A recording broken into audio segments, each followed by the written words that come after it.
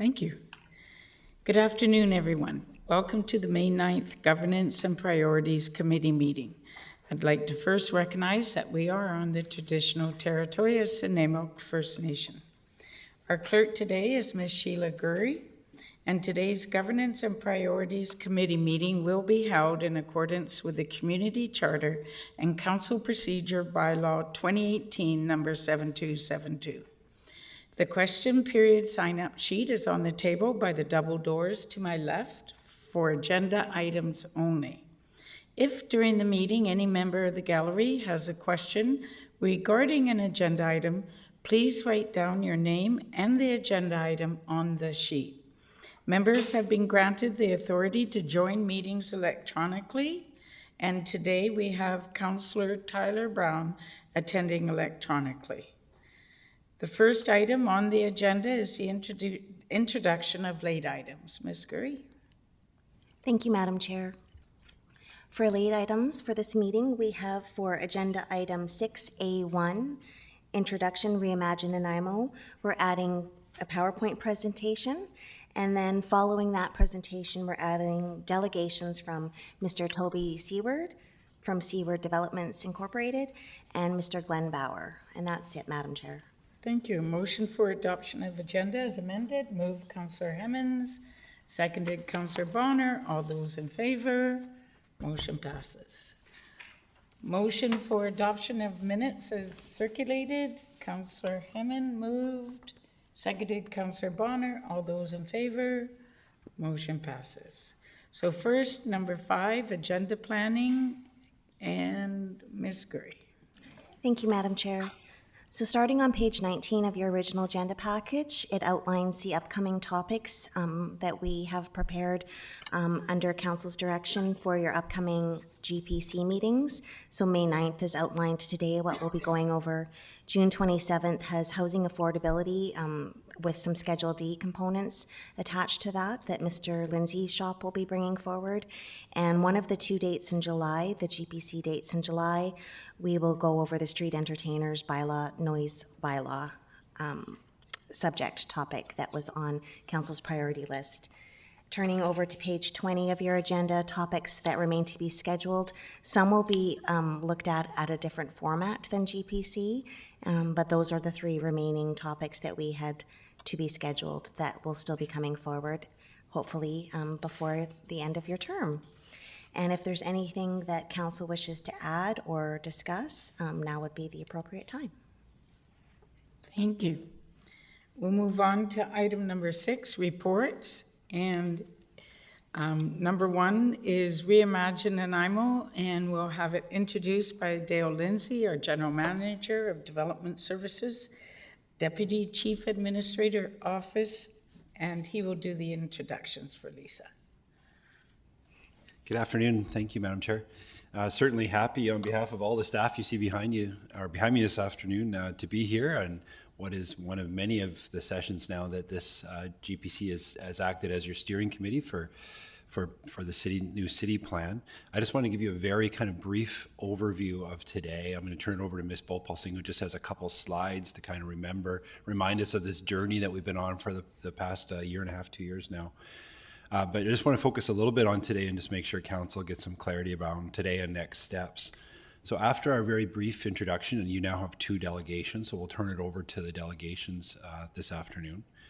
Following the delegations, we have a couple of reports, and the first up is what's called the Draft City Plan Review of Land Use Designation. So if the committee recalls, we had Colliers back in 2020 actually doing an overall land capacity study for us, which was kind of some of those foundational documents as we went forward to work on a draft plan. What are the land use needs in the community? Where do we need to respond with amendments to our official community plan? So we've engaged with them to go back over the draft plan and do an overview. So that report this afternoon is kind of their findings and recommendations of their commentary on the draft plan. So you have that. After that, item 6A3 is a summary of Phase 3 public engagement, and Ms. Linsky's here this afternoon, and she's going to give you an overview of what do we hear from the community in Phase 3. And importantly, those areas that we got feedback on and how we can look at making changes in the plan to respond to those.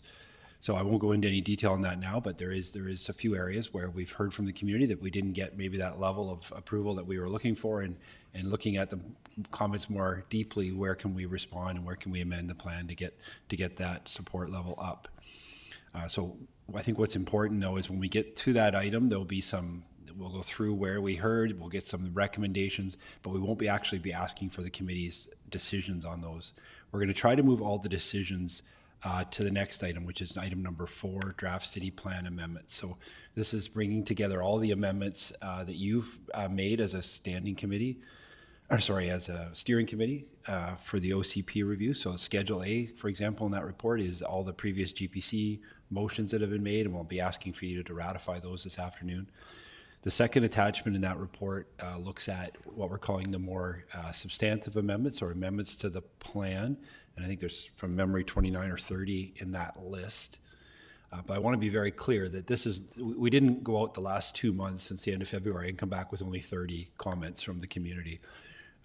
In the last 2 months, you're going to hear about the surveys, but in addition to that, we've got feedback from your committees, external agencies, other levels of government, staff themselves have, through review, brought forward new amendments. So I think the running total we have is about a table of about 600 amendments. The vast majority of those, Madam Chair, we would describe as sort of general housekeeping amendments, things that do with the formatting of the plan, wording, very minor map amendments, maybe to add a trail or a small park that somebody thought maybe we could add for clarity, something that was missed. So those amendments we're not going to go over today. Those are things that you'll see when we bring forward the final draft printed on your agenda for the May 30th. But we didn't think any of those were substantive. They didn't change. They're not changing the direction of the plan, so to speak. So today we'll just really focus on those 29 or 30 amendments that you have in your package. And then under item 4, if there's any other amendments that the steering committee wishes to make, any suggestions, that would be the time to make any motions. And then ending the day, item number 5 is Mr. Holmes going to do an introduction of that report, which is the development permit area guidelines. So if you recall, we're going to be moving our development permit guidelines from our OCP, where it's been for many years, into our zoning bylaw.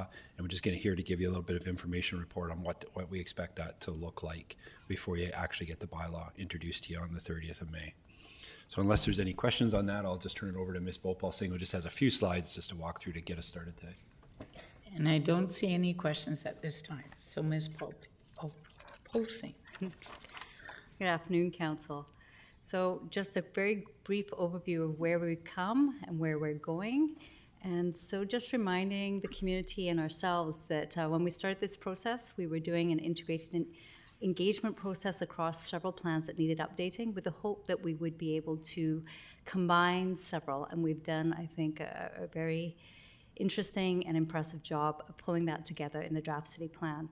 So one of the things I wanted to reinforce to Council is, you may recall that back in March of last year, we did a workshop with you on targets and indicators.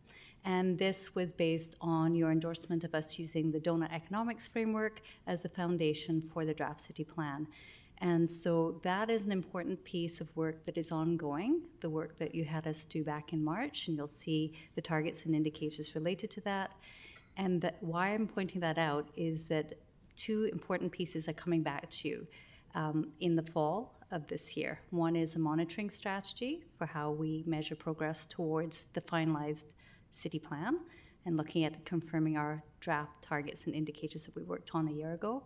And the other piece is working on the integrated action plan. So once we've got full confirmation from Council of what the vision that is set out in that draft city plan looks like, it's then going back over some of the integrated actions that we pulled across something like 40 different active documents that you have on your docket, and how those can be presented to you so that you can prioritize those and build those into future planning and budget processes. So that's a piece there, and I just wanted to show and remind Council and the community of where we got to in March, with a starting point for environmental and social indicators as laid out through the Donut Economics piece, and assure you that our sustainability team, who was recently created last year, are working on this piece. And then just to wrap up where we're at today is, we've been working with the Advisory Committee on Accessibility and Inclusion as well as the Environment Committee. Their motions have come through to Council. And so what you see here in the orange central column is the outcome of the motions that we said we'd bring back to you today that you've already endorsed. And then also building into that, what you'll hear from Ms. Zielinski is the community feedback. So we've got our committees, we've got our GPCs, we've got the community and other interested groups, Mr. Lindsay pointed out, other government stakeholders, and all of that wrapping in to come forward to you today. And then the next step will be following this meeting, based on your recommendations to Council, is Council giving consent to what those changes are to the draft plan.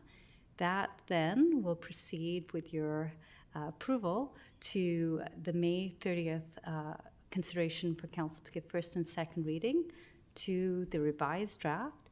And one of the things I wanted to point out is that Mr. Lindsay did speak to other amendments that you're not seeing today that are more general in nature. And what we will be doing is when we publish the agenda for the May 30th draft, is providing the community with a list of all of the different changes. They won't include commas and spelling mistakes and things like that, but things that they might be interested to see that relate to the feedback they've given, so they can see a full list of that when they review the revised draft between the February 28th version and the one that they see for May 30th. And then we have another period of referrals. And so that is where we do the more formal outreach, and some of those will be with exactly the same levels of government that we've been engaging with, and also the community also has an opportunity to give input during that time, and then moving to Council, having a special public hearing on June 22nd, and based on that, considering final reading adoption on July 4th. So that's where we're at with this. And then this is, again, a reminder of our timeline here. It's just another way of framing that out. And with winter 2022 coming back to you with the action and implementation plans. So that takes us then to our next presentation or the next report on your agenda. And Mr. Lindsay did frame that up. And so we're just going to actually, I beg your pardon. I very rudely forgot the delegations. So with that, I'll pause and hand back over to the chair. Thank you. I don't see any questions at this time, so I'll call for the first delegation, which is Mr. Toby Seward with Seward Developments Incorporated. And do we have 5 minutes? Yes. Yeah, and I think you know the procedure, but 5 minutes. Thank you. Thank you. I'll let you know at 1 minute. Thank you, Madam Chair, and councillors for listening to my presentation. I certainly appreciate the opportunity. I'm speaking on behalf of Nanaimo Forest Products, who have hired me to process their subdivision and rezoning application for their property. They purchased the property approximately 2 weeks ago. They've been working on this for over a year, but the sale went through 2 weeks ago. I'm here to specifically talk about the Cable Bay Trail buffer. And I just wanted to bring forward a couple of different points in that regard. The Reimagine OCP city plan process that you're going through is certainly at a policy level, and in that plan is a 50-meter buffer to the Cable Bay Trail on the west side of the Cable Bay Trail, which Nanaimo Forest Products has purchased. And subsequently on April 11th, there was a recommendation to increase that buffer to 100 meters. After the April 11th meeting, Nanaimo Forest Products purchased the property, so they didn't have an opportunity to speak at that meeting regarding this recommendation, hence I'm here now. The buffer is currently 10 meters, which is approximately 2.6 acres of land. The 50-meter buffer totals about 13.6 meters of land. If we went to 100 meters, it's an additional 13.6 meters of land, which totals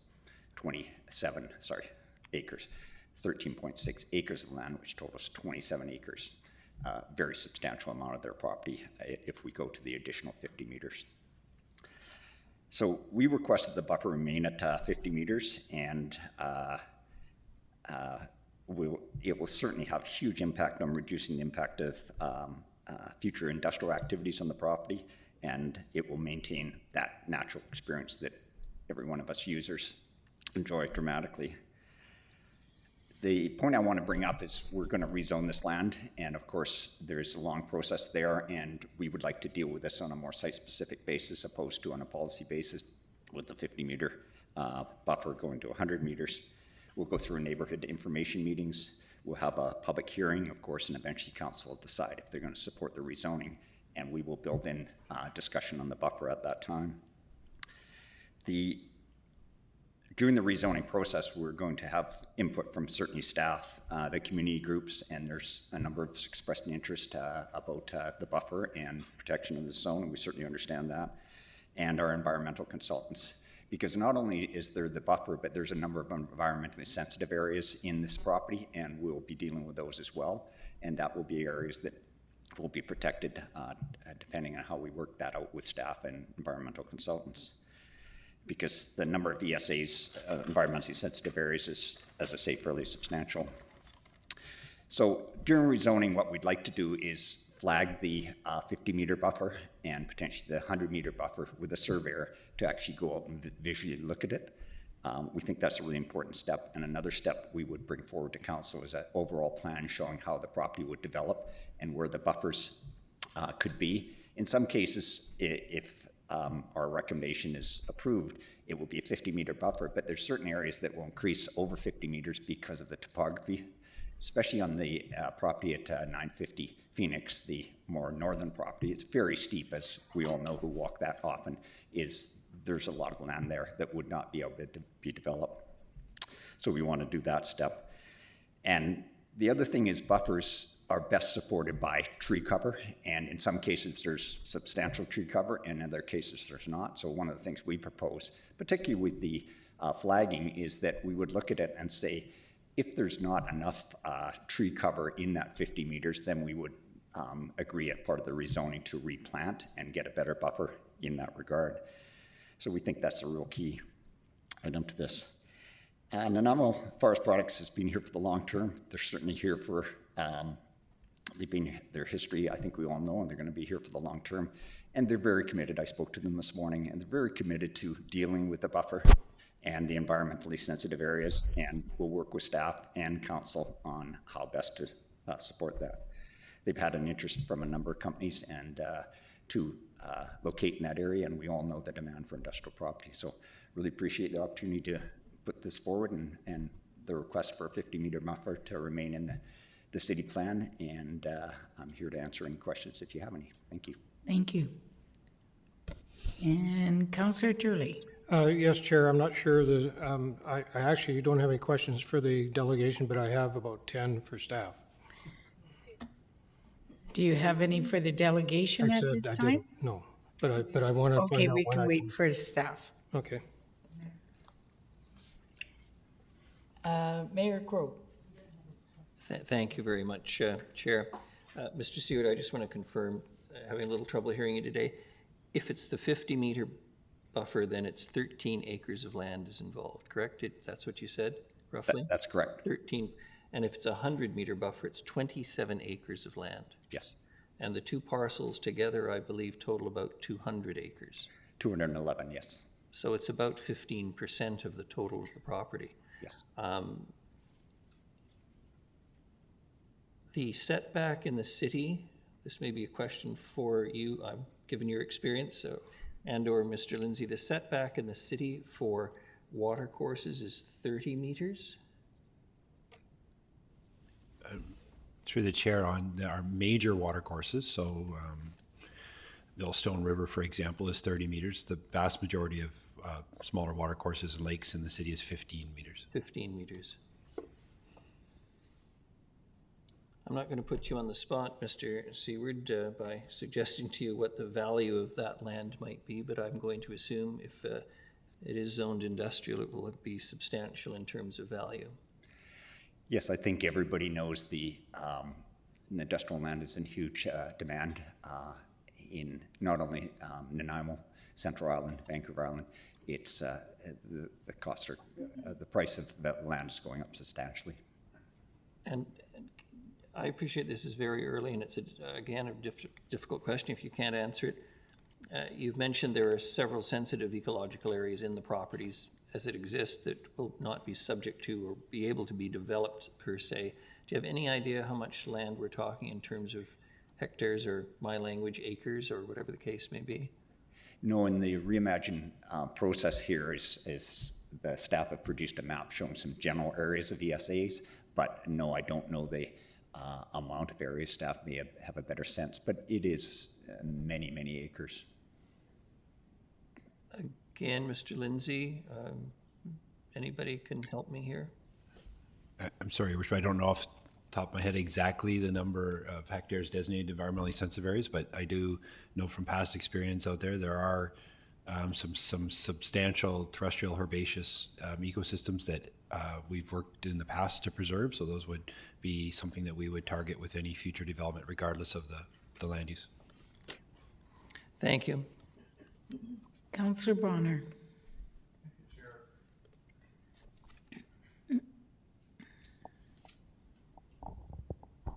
Not yet. Oh, there we go. Thank you. Thank you, Chair, and through to Ms. Seward.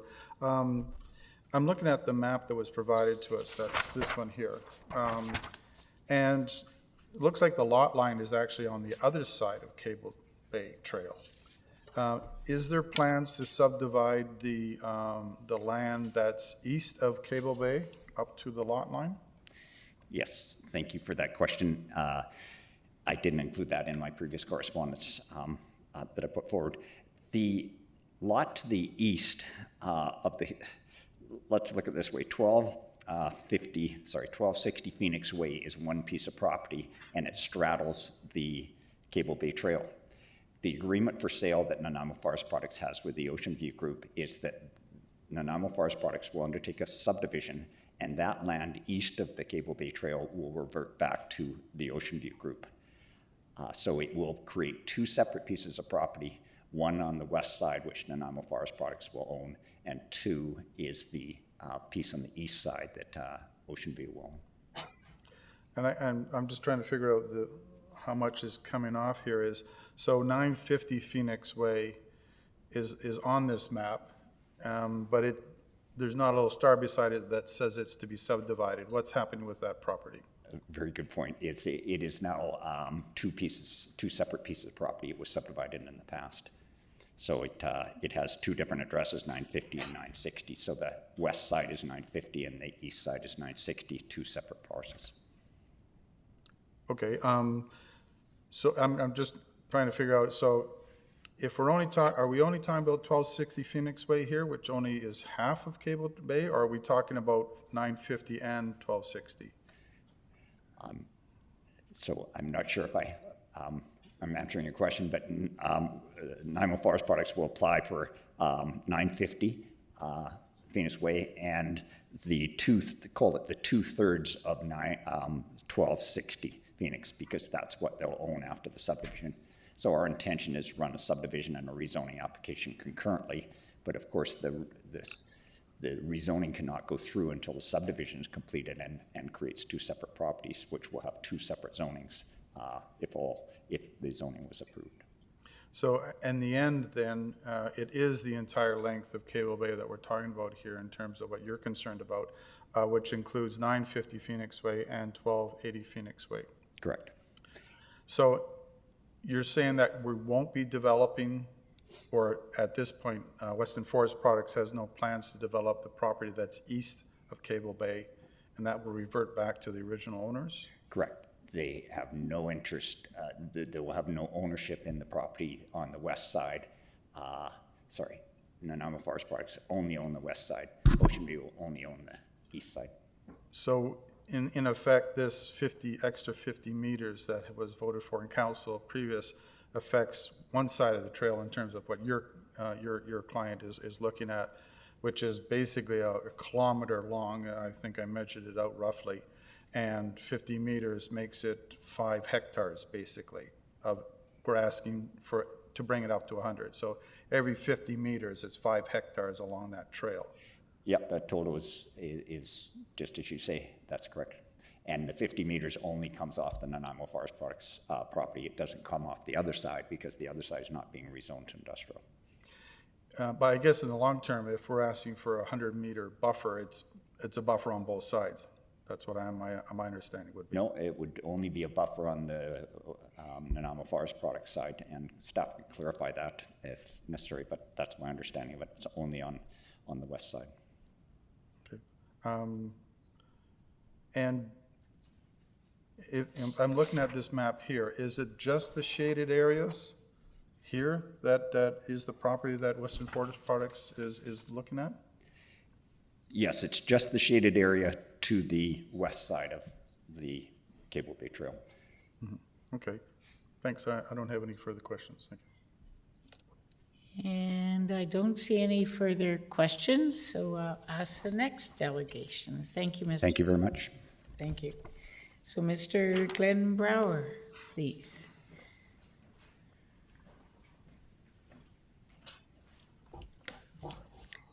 All right, and you will have 5 minutes, and I will let you know when it's 1 minute left. Thank you, Madam Chair. I'm here to represent Ocean View, which is the owner of the other half of that property that we were just discussing.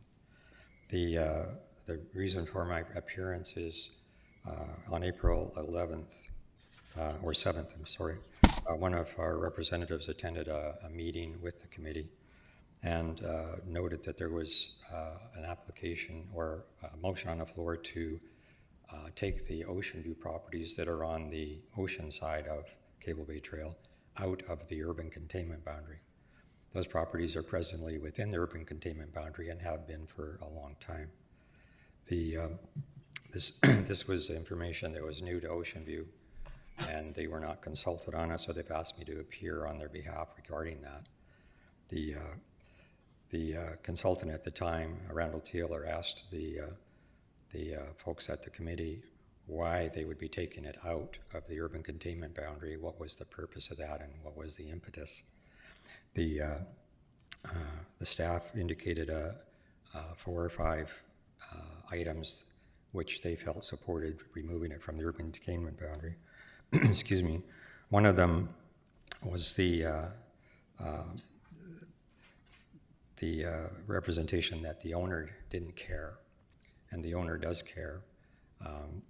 The representation was that the owner had made an application for subdivision under the existing zoning, and on that basis, obviously, they weren't ever going to consider the need to hook into city services. The existing zoning is AR1, which is 5-acre parcels minimum. And in that event, that would be a subdivision that would be undertaken by way of drilled wells and septic. But in fact, Ocean View has not made any application for subdivision of the east side or for rezoning. So that was a misrepresentation to the staff, or a misunderstanding to the committee, I should say. Another indication was that they wanted to take it out of the urban containment boundary because the neighbors adjacent didn't want development. I can only say that every developer that's ever made an application for development has faced that issue from neighbors, and I don't see that that would be meritorious for removing it from the urban containment boundary.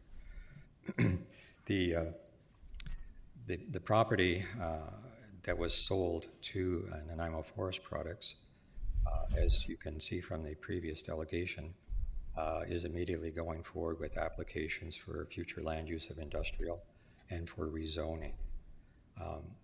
The result of that will be that services will be eventually ran to the property line in between the two parcels. So the lands on the east side, which are presently only able to be developed under 5-acre parcels, as I said, will ultimately have full city services and road access at their doorstep due to the development of the industrial properties to the west.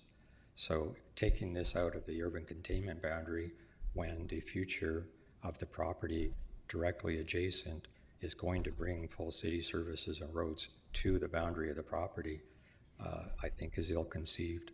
The city land report done by Colliers indicated that the Ocean View properties were to be considered for future residential needs of the city. And this would be just counter to even being able to service them. So it would be a shame to have the services at the doorstep. I'm sorry, okay.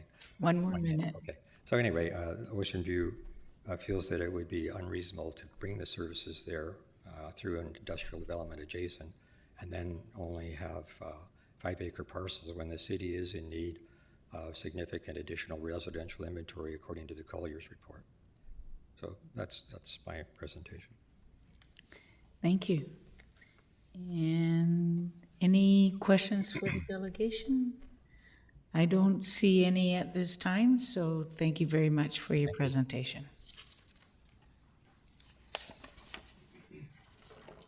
And now, oh, who is it? Am I allowed to speak now? Councillor Turley. Can I ask my questions now? Yes. Thank you. Okay.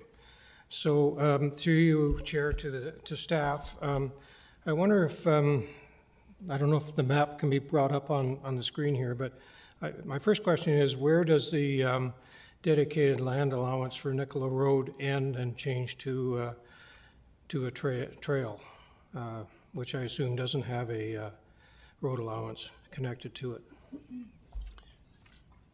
Through the chair, sorry, can I ask that the attachment to the staff report under, I think it's under item 4, it's attachment A, there's a map at the end that just may help with this discussion. Perfect. Yeah, That's it. that's the one, thank you. Thank you. So if I understand the question, Madam Chair, it's right now anybody that's accessing the trail actually comes in through the regional district, and when you park and you start the trail, which is very faint to see here, it's the red line that goes outside the city boundary. I don't know if it's possible for me to, does this point? Yeah, that much I figured out. I believe that's still all part of the road allowance for Nicola. So that is correct. So that is part of the road allowance that connects right into the constructed road. So that, although that is in the regional district.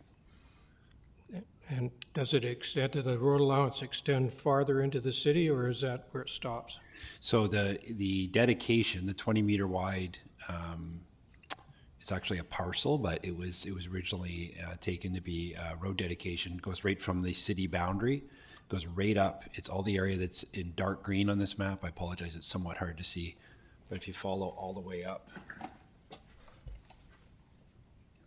Yeah, it's annotated now, you can point. So the look and drive at the same time, it's not easy to do. So this area here, this is all of the road right-of-way, as you've referred to it, the right-of-way, unconstructed right-of-way that has the trail in it. And then the parking lot or the trails actually starts down here outside the city boundary. City boundary is this line right here. Okay. And so that's all dedicated road and not parkland? The 20-meter wide property here is actually a titled property. It's a titled lot, but we did it as part of a road exchange. It used to come off the end of a white road, and then many years ago, the city did a road exchange. The trail used to come in this way, did a road exchange and preserved it at that time. The trail was As a road constructed. allowance? That's right. Okay. And the next question is, on that map, I believe the topography changes to fairly steep incline with a fairly high bluff on the left as you're going down. And is it roughly where the two lots join, or is it farther down the trail than that?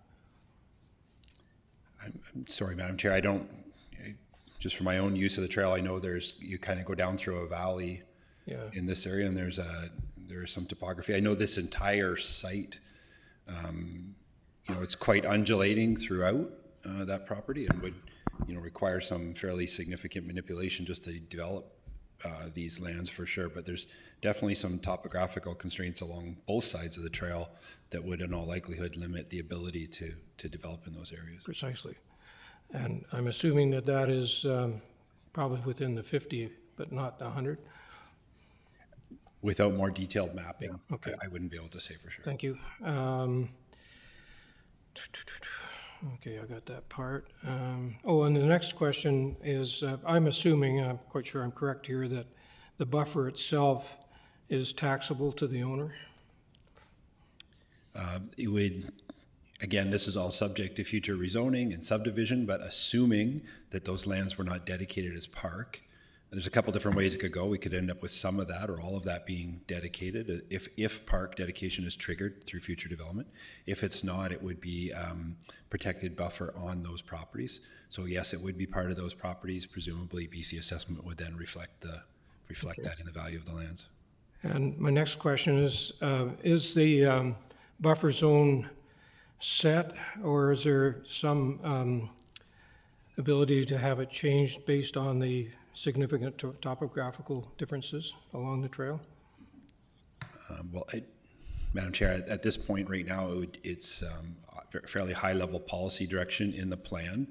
And then the intent would be, as you came forward with a rezoning application, if that policy existed, whatever it is, 50 or 100, staff would then work with an applicant to bring forward an application that was consistent with the policy. So I think, to your point, there would be more work done on, where exactly are the environmentally sensitive areas? How does the topography impact? Are there other areas that maybe need to, as I heard Mr. Seward say, need to be replanted in that 50 meters? All those details would be worked out later. Okay, and the rest are general comments I'll do later. Thank you.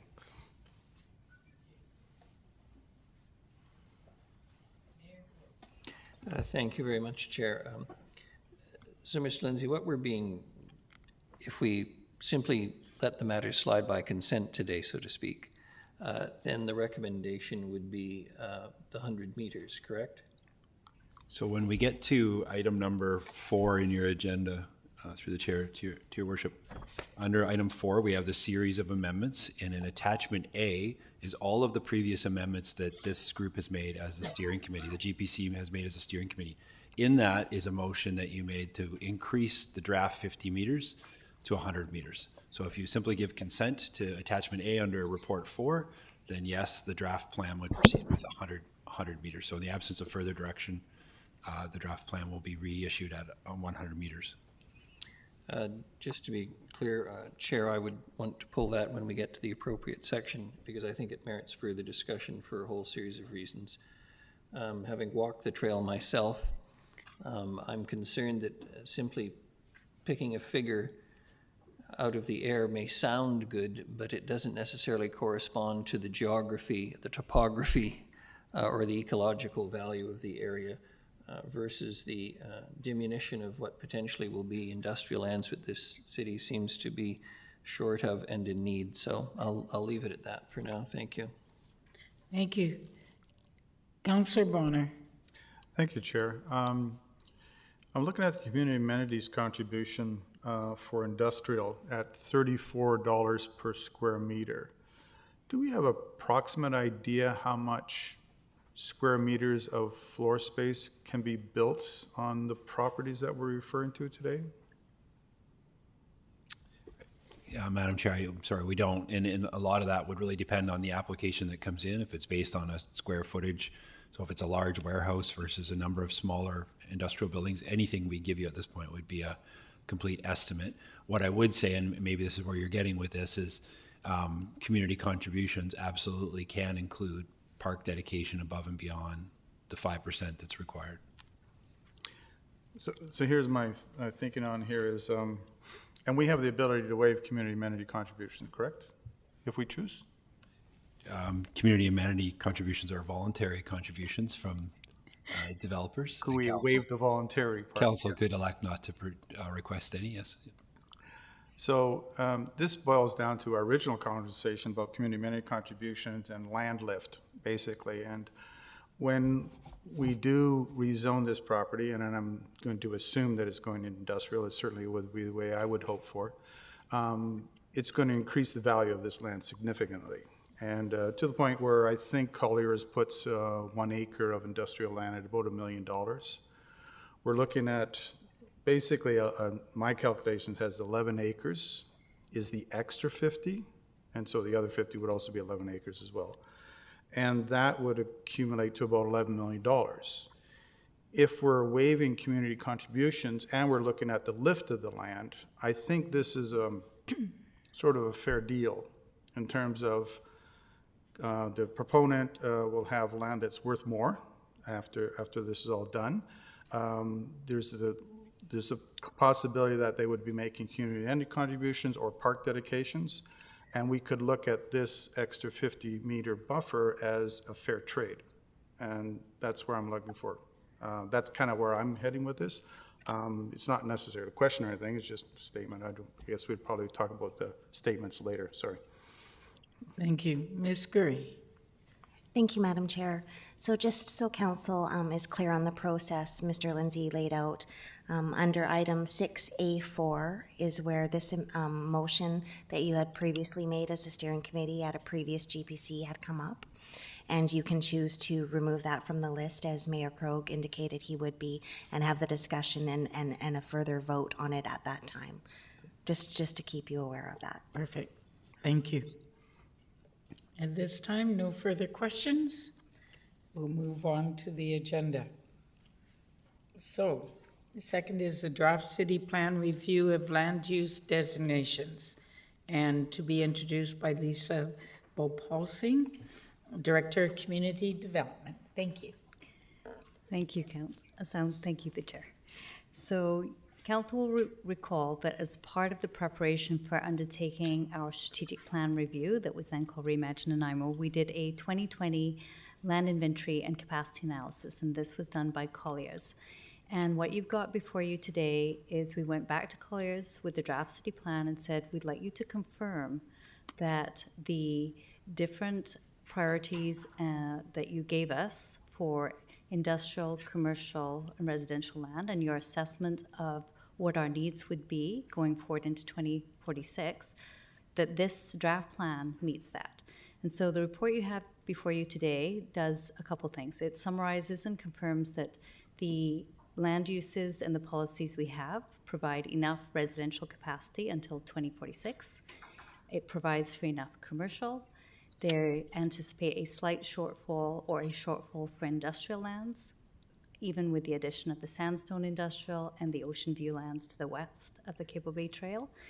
The other thing it does is it confirms that we are on track with their analysis of our building heights in the 7 different secondary and primary urban centers. And it also confirms that with the number of urban centers we have, that there is the thought that we can build through to meet our demand for residential and commercial in particular and get those compact communities and suggest some incentives to get those existing centers that you endorsed to thrive. So I'm giving you the Coles notes. We're grateful that we were able to get Colliers to do this. It is certainly very helpful because it helps ourselves confirm that we're on the right track with meeting the demands of this plan, because it does form our official community plan and future land use. And I think with that, I'll pause and see if there's any specific questions you might have. Thank you. And Councillor Armstrong. Thank you. Just referring to the 12-story height, was that ever put to the community for comments? Through the chair to Councillor Armstrong, through our process and through the draft city plan that's been out for the last 2 months, the community have had opportunity to comment on the building heights and land use designations throughout the document. And what was the overall opinions? I think I might wait for Jana Zielinski's report to provide some feedback and details on it. Thank you. Thank you. Councillor Bonner. Thank you, Chair, and through you to staff of me. Having had the opportunity to speak and to reread the Colliers report, not entirely, but a good chunk of it, I think they're making some assumptions based on population projections that may be out of date already. And the reason I'm suggesting is, I did some math on their projections, and it seems like on a good day, we're heading at the very high end of the projections, not the low end, and not even in the middle. Like, we're already on the high end projections. But that doesn't even include a population increase that we've noticed recently, which puts us Nanaimo at the 5th largest in terms of increasing population city in Canada. And so I'm wondering, have we taken this into consideration? I read this second Colliers report, and they seem to double down on their original stuff, not including these new projections, new population growth that we've had. And so that's my concern is I'm wondering have we had a chance to review some of the numbers and say, okay, is this accurate anymore, or are we already over their highest things? That's the first part of it, if I may. Okay. Through the chair to Councillor Bonner, one of the things that Collier's observed was that the 2021 census actually was a little bit lower than the projections that we were working off back in 2020. So if we start from that basis, and I'm not an expert in some of the materials they provided, they appear to have accounted for what they saw as a slightly slower rate. Yes, based on the 2021 census, and you're right, we haven't adjusted for the last year. However, I would say that based on their report, they are one of the more established consultants in town that do this work. And so I feel fairly confident that they are assuring us that we're on track. I don't know if anybody else has any comments related to that, but that's my analysis so far. I have other questions if no one else is going to, from staff is going to say something. Mr. Lindsay? No? No? Okay. I guess the next part is in terms of this report is that it talks about an annual growth of 1.1%, and this is population again to 1.7%. And then having looked at the 1.7%, that's the high end. But I'm concerned that we've already gone over 1.7% just in the last year, and COVID has changed dramatically how we do business pretty well around the world. So that is my concern. It also looks at items that the demand for housing. It says it projected that the City of Niagara will experience demand for additional 14,900 to 20,000 dwelling units by 2046. And I look at the amount of dwelling units that we've already built in the last year and a half, and we're already at 10%, and that's only in 1 year. Like, and reading through these things, I said, oh, this is where my concern comes in. So if you're telling me that you think we're great and that it's going to work out, I'm fine with that. I mean, we don't necessarily have to deal with these until 2035, which would put me out of it.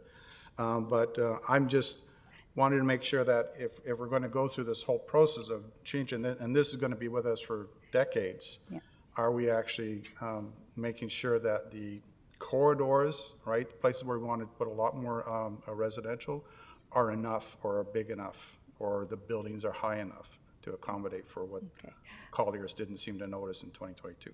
Okay. Thanks. Through the chair, one of the things we do have, and you'll see from past demographic projections and so forth, that there is a lot of assumptions that are being made, and there are things that change. We have COVID. I think I recall even Councillor Armstrong asking, what do we think the impacts of COVID would have? We actually really didn't know. We didn't know if it would see a real slowdown, or if we'd speed up, or we'd stay about the same. And you're right, we have seen an increase in the popularity of our community. One thing that this plan is, it's not fixed in stone. So the monitoring of this is really key. And so should we see that we are not able to meet the demand, we have the opportunity in a couple of years to actually revise that and to review whether we need to amend the plan and bring it back to council and really see, are we meeting the demand for the types of units in the areas where they're needed. So that's one thing I would advise council, that although we're saying to 2046, that certainly doesn't mean that this isn't looked at regularly. And I think a key part of our responsibility to you is to make sure that we're providing you with, where we have it, the information to measure, are we making those changes in the areas that we need? Or, is this plan providing for that? So I thank you. Thank you. Councillor Armstrong. Oops, I took you off. Here. Thank you. Just to follow up on what Councillor Bonner said, because I think those are very valid points. When you look at our previous, I think it was last year or the year before, our highest growth rate was supposed to be in over age 55, yet we just heard now it's between 30 and 45. And both those age groups are totally different in what they want and where they want to live. So is that being reflected, or are we so general that it shouldn't have a big impact based on the demographics of who moves? Yeah. Madam Chair, can I, and I think I'm just largely going to reiterate was what Ms. Bhopal's saying is, although this is a 2046 horizon on this plan and the population projections have looked out that far, we're definitely, and I think as Councillor Bonner says, we're at the high end. If you project out where we've been in the last 2 years, if you project that out over the next 25 years, we're definitely at the very high end of that population. We do have the opportunity, and we look every 5 years. We'll do a next 5 years from now. We'll do a general review of the OCP and see if we're on track. See if this population growth, this migration that we're seeing during COVID continues. Does it trend the other way? At this point, I think this is all somewhat uncharted waters. A little bit more difficult these days to do population projections because previously you looked at your birth rates and your death rates and you could figure out your population growth. Today, it's all about migration. So, people that are moving here from across Canada or across the province or from across the world. So a little bit more difficult to do, but we do have those check-in points regularly, the opportunity to address. So yes, we're setting a 25-year vision, but it's not put the plan in place and come back and check on it in 25 years. 5-year review coming up and then a larger review in 10 years. Just as a follow-up to that, then that's why I'm wondering why we would do a 5-year review instead of a 1-year, just because of how much it's changed in the last 2 years. So to wait 5 years, to me, might be too long. I was reviewing other OCPs. I was looking at White Rocks, I think Victoria's. They all do a 1-year scorecard check. Is that something we could look at? Or are we looking at that? Through the chair to Councillor Armstrong, the intention with the monitoring strategy is to provide council with those regular updates. Thank you. This is where we're at. This is the units that have been built. This is where we see ourselves needing to change, tweak, or stay the course. So, and that wouldn't be just with demographics and land use. It would be with other parameters too. Thank you. Thank you. And Mr. Sims. Just briefly, further on to the subject, is that looking backwards, we had population projections of 1.5% per year. I'm thinking back in the early 2000s that we used based a lot of our infrastructure planning on, as an example. And we actually hit that pretty much right on the nose, but through different points in that time, we were higher than 1.5, and a number of years we were also lower. The Great Recession in 08, we were almost flat. And so to look at the last 2 years is a little bit hard, and it throws us off, but it also colors our thinking, and I think that's what we need to guard against. Thank you. Seeing no further questions, and I believe that was just for information. We'll move on to item number 3, Reimagine Nanaimo Phase 3 Public Engagement Summary. And Lisa will do the introductions, I believe. Thank you. Through the chair, I'm going to say it's with great delight that we have Jana Zielinski with us here today.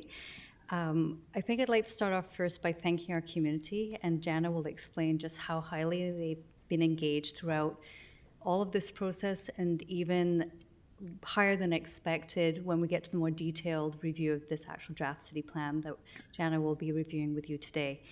So what you'll see is a summary of the key findings from our community as we started engaging with them on the draft city plan that was on your agenda on February 28th.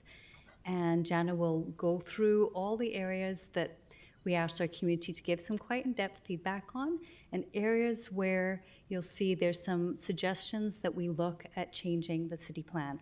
And I'm going to remind you that, as Mr. Lindsay said, in this particular area where we're recommending changes, you'll see the actual changes in the presentation on amendments. So we ask that now's not the time to make the motions. We can have the discussion later after Ms. Zielinski is presented. So with that, over to Jana.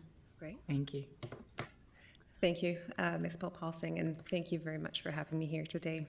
It really is a pleasure to be here to present the Phase 3 findings for Reimagine, and I want to echo and acknowledge the contributions of the Nanaimo community to this process and all through the Reimagine process.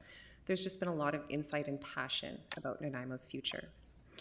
So phase 3 was the final step in the engagement process for Reimagine. In phase 1, we were listening. In phase 2, we were exploring. And in phase 3, it was really all about review. So I'll touch on 4 things in this presentation. A really quick refresh on what we were seeking to achieve in phase 3, an overview of what was done. Most of the presentation is going to focus on key learnings from phase 3, and very briefly, next steps in community engagement. So you've seen this diagram before, and as you know, throughout the process, we've been getting increasingly closer and closer to that center point where our target is, where we have City Plan, Nanaimo Reimagined complete. Phase 3 was our opportunity to check in with the community before the plan gets to that completed stage to identify where the community supports draft directions and where we have directions that we need to revisit and improve to make sure that they're really aligning with what the community is telling us. So how did we get feedback in phase 3? As you can imagine, in all the previous phases like before, we used a broad range of engagement tactics to let people know about this phase. And some of the notable outreach is we had some really wonderful pop-ups at the Maple Sugar Festival. There was a great video titled Our Future Starts Here, Reimagine Nanaimo. And excitingly, a wonderful in-person community information session, which is something we haven't gotten to do a lot in this process, so that was very refreshing. And as you know, there's a variety of ways that people provided their feedback. We had a community survey that welcomed input from everyone, a statistical survey that was mailed to a representative sample of Nanaimo residents, an online story map and some information sheets to encourage people to dig in and learn about the process and the directions, our community pop-ups and our community information session, as well as information meetings with stakeholders and organizations. And of course, people also provided feedback by email and in writing. So in terms of participation, we ended up getting, in total, 950 people submitting a community survey or a statistical survey. Over 300 people participated in a meeting or information session, and over 40 people shared written feedback. So cumulatively, over the entire journey of Reimagine, we received over 13,700 different inputs. So looking back, it has been quite a journey.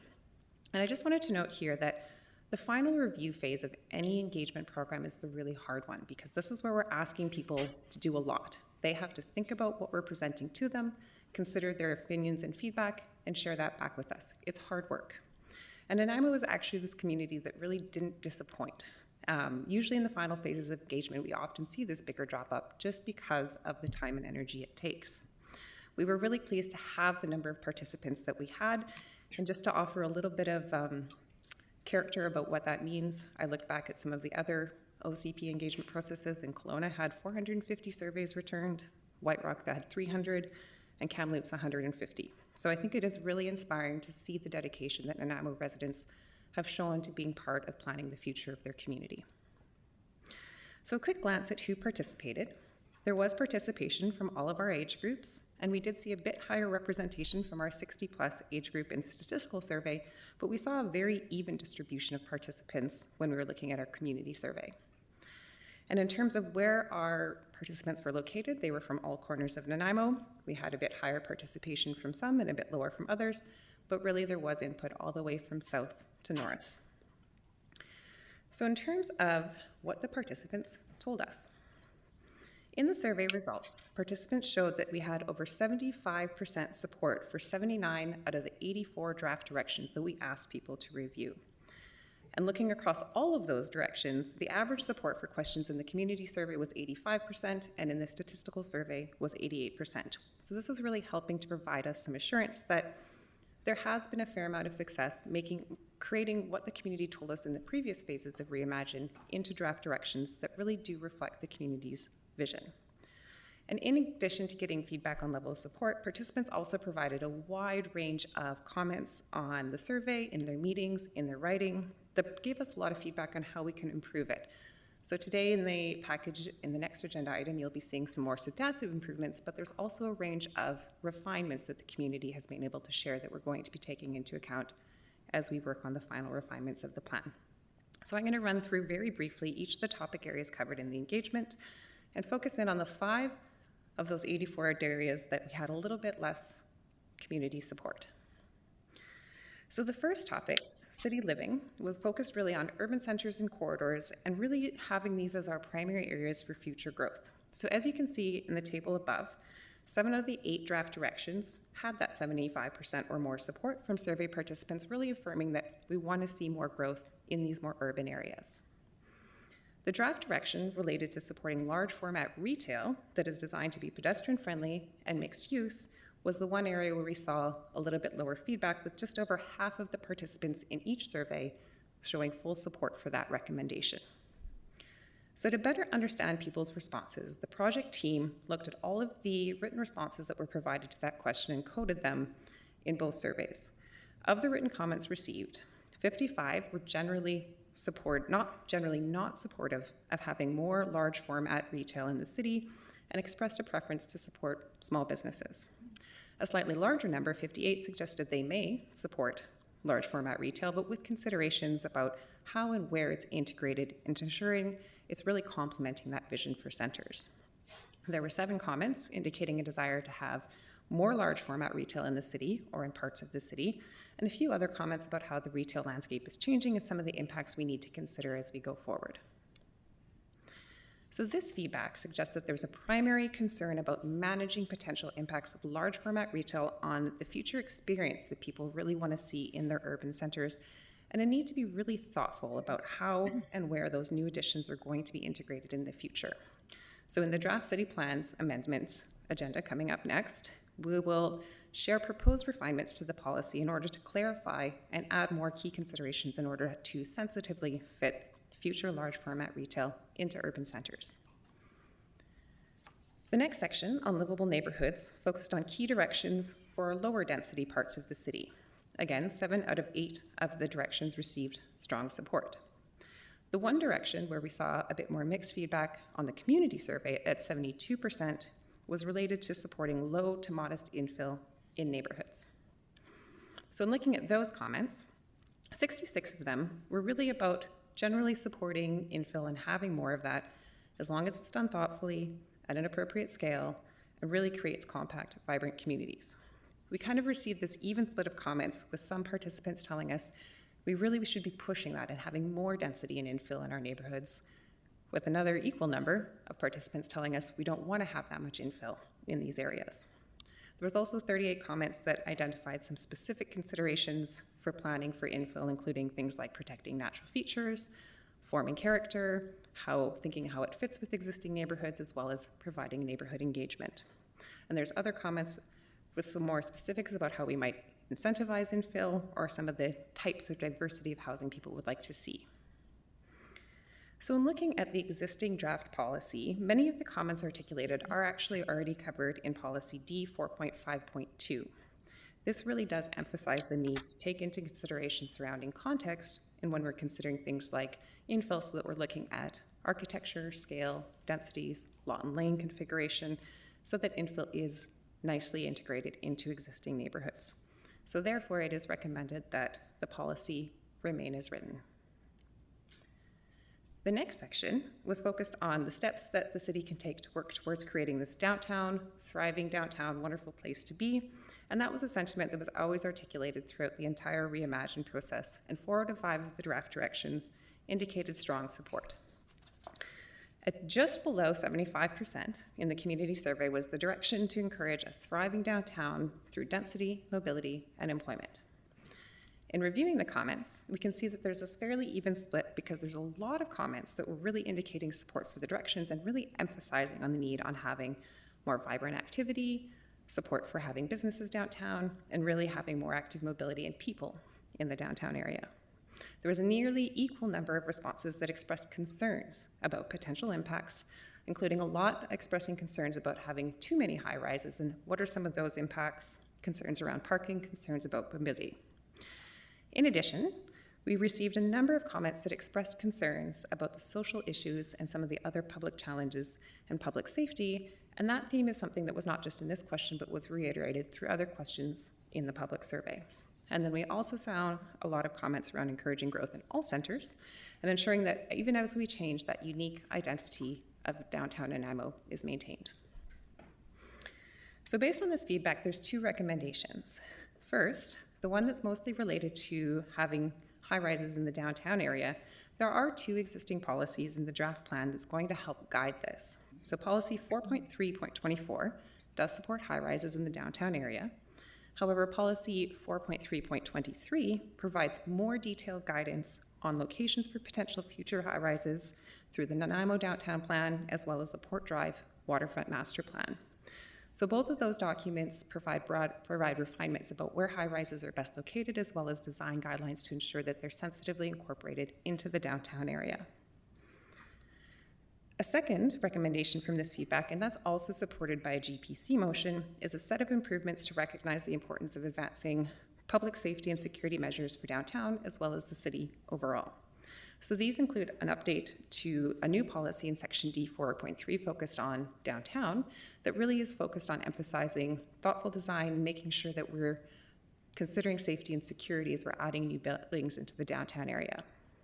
A second broader one is the refinement of the section that's currently titled C3.4, Community Safety and Wellbeing, to really focus on policy that recognizes the importance of increasing safety and security all across the city. Public feedback was provided on 8 key directions related to mobility choice and how our community is going to move around the city in the future, and 7 of those received strong support. Not too surprisingly, I don't think. The direction that received a little bit lower support was related to directions around managing parking citywide, which had 65% support in the statistical survey and 58% support in the community survey. So what we saw when looking at the comments for this one was generally there was quite a few, 57 comments indicating support for limiting parking and encouraging the city to do even more to help people choose more sustainable modes. 64 comments tentatively indicating support for managing parking citywide, but really wanting to ensure that that's going to be balanced and making sure that there's other improvements that go alongside that to other transportation options, and we're working towards a balanced mix of mobility. There was 148 comments that expressed concerns, noting that there are circumstances where community members have to rely on personal vehicles, for example, people with mobility limitations or with small children, that parking is important to business activity, and that the growth of EVs are going to continue to require parking. In addition, we saw some suggestions for improving parking options, we can do parking better, and about specific facilities. So a lot of the feedback articulated concerns about an over-reduction of parking and potential impacts to those who really rely on that. So the recommendation is to update policy C2.1.7 to better recognize that parking is going to continue to be a part of our multimodal transportation system, and the focus really needs to be on right-sizing parking so it continues to meet needs, especially those who really rely on it. So the proposed change is included in the draft city plan amendments that you'll have on the next agenda item. The next 2 slides will go quickly because we saw high levels of community support in these areas. So there was very strong support for increasing affordability in the city, including affordable housing, food security, services, and access to facilities. There was also very strong support for key directions related to a supportive city, making sure that there's opportunities for everyone, taking action on social challenges, and making sure that we're increasing our secured emergency preparedness.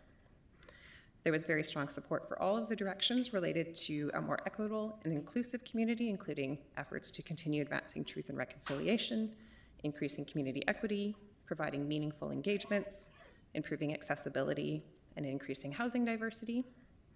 There was strong support for all of the directions related to maintaining access to nature and outdoor recreation and ensuring that we are protecting our sensitive areas, maintaining a natural character in our city, and really having thoughtful opportunities for people to connect with nature.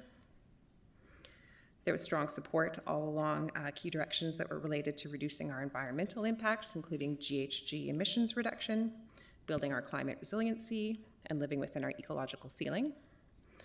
All directions related to waterfront identity were well supported, including protection and enhancements of our shoreline areas, thoughtful management of water throughout the city, and really embracing the role that the city has as a waterfront community. And there was strong support for positioning Nanaimo as Vancouver Island's central hub, where we really are working to invest, encourage, and support the aspects of the city that make it uniquely livable and just a wonderful place to be. And last but not least, we saw mostly high levels of support for directions around promoting great businesses and jobs. So the one key direction that saw lower support in the community survey at 65% was related to increasing and protecting industrial lands. The statistical survey saw higher support at 81% for this particular direction. So in looking what the comments told us, there were 45 comments on generally supporting industrial lands and really recognizing the importance of the high quality jobs and the tax base that they bring, with that desire to make sure that it's done thoughtfully. There was 25 comments that really focused in on maximizing the opportunities we have on our existing industrial lands and infilling those areas. And there were 25 comments that expressed concerns about increasing industrial in the community and concerns that maybe industrial and sustainability are difficult to envision together. 77 comments, so the majority of our comments, really focused primarily on how we can improve industry in the community, things like encouraging green and innovative industry, taking into account environmental considerations, and pushing forward-looking opportunities. So many of the comments really were focused on expressing concerns about impacts from industrial activities and a desire to shift towards sustainable, forward-thinking models. So based on this feedback, the recommendation is to retain the draft land use designations that are shown in the draft plan that really do focus on expansion of industrial in key areas like Duke Point, and maintain existing policies that are really looking towards that more progressive approach to industrial. So a few policies that provide that example. There's a number of policies in Section D 4.6 industrial lands that promote the principles of the circular economy, encourage eco-industrial networking, promote clean and sustainable industrial practices, and encourage intensification of industrial lands.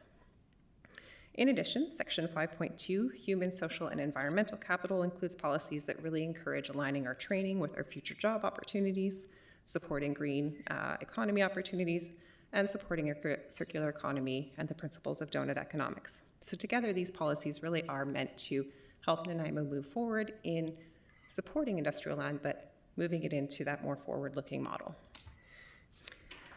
So there's a lot more detail in the engagement summary, and there was a lot of information that was shared in phase 3. And through Reimagine, I think it was really inspiring to see that the community has taken their time, shared a lot of really important information, and given a lot of guidance on how they're envisioning their Nanaimo for the future. So in terms of what's next for community engagement, as you'll see in the next agenda item, the community feedback is being considered as part of the draft city plan revisions review, both in the more substantive comments that you'll have in agenda item number 4, as well as some of the refinements that we're going to be looking at as we're preparing the final version of the plan. And then in the coming weeks, there are going to be opportunities, as Ms. Paulsing mentioned, for the community to see how the draft plan has been amended as it moves into the next phases of the process. So I'll say thank you and answer any questions. Thank you.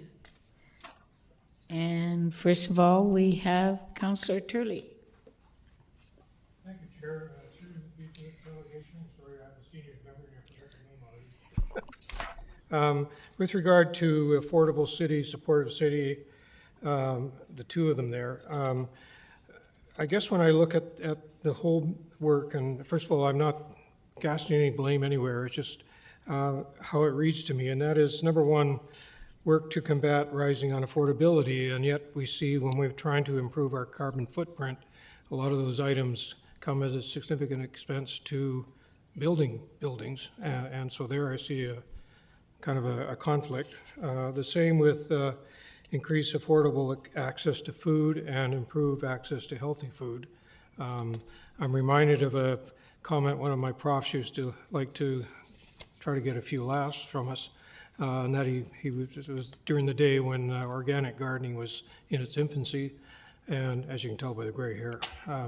And his comment was, what's worse than finding a worm in your apple? And the answer, of course, is finding half a worm. So the reason I comment on that is, with a background in agriculture, food production is not as easy as people think it is. It's a lot of work. And I just see that, access to affordable versus healthy, again, there's a conflict there. And then the other one with regard to Advanced Truth and Reconciliation and the items in that one is that I look at that and I see a significant tax increase to try to implement all those. And so that in itself will be a challenge. So thank you. Thank you. Councillor Thorpe. Thank you very much, Chair. Through you, if I may. Thank you very much for the report.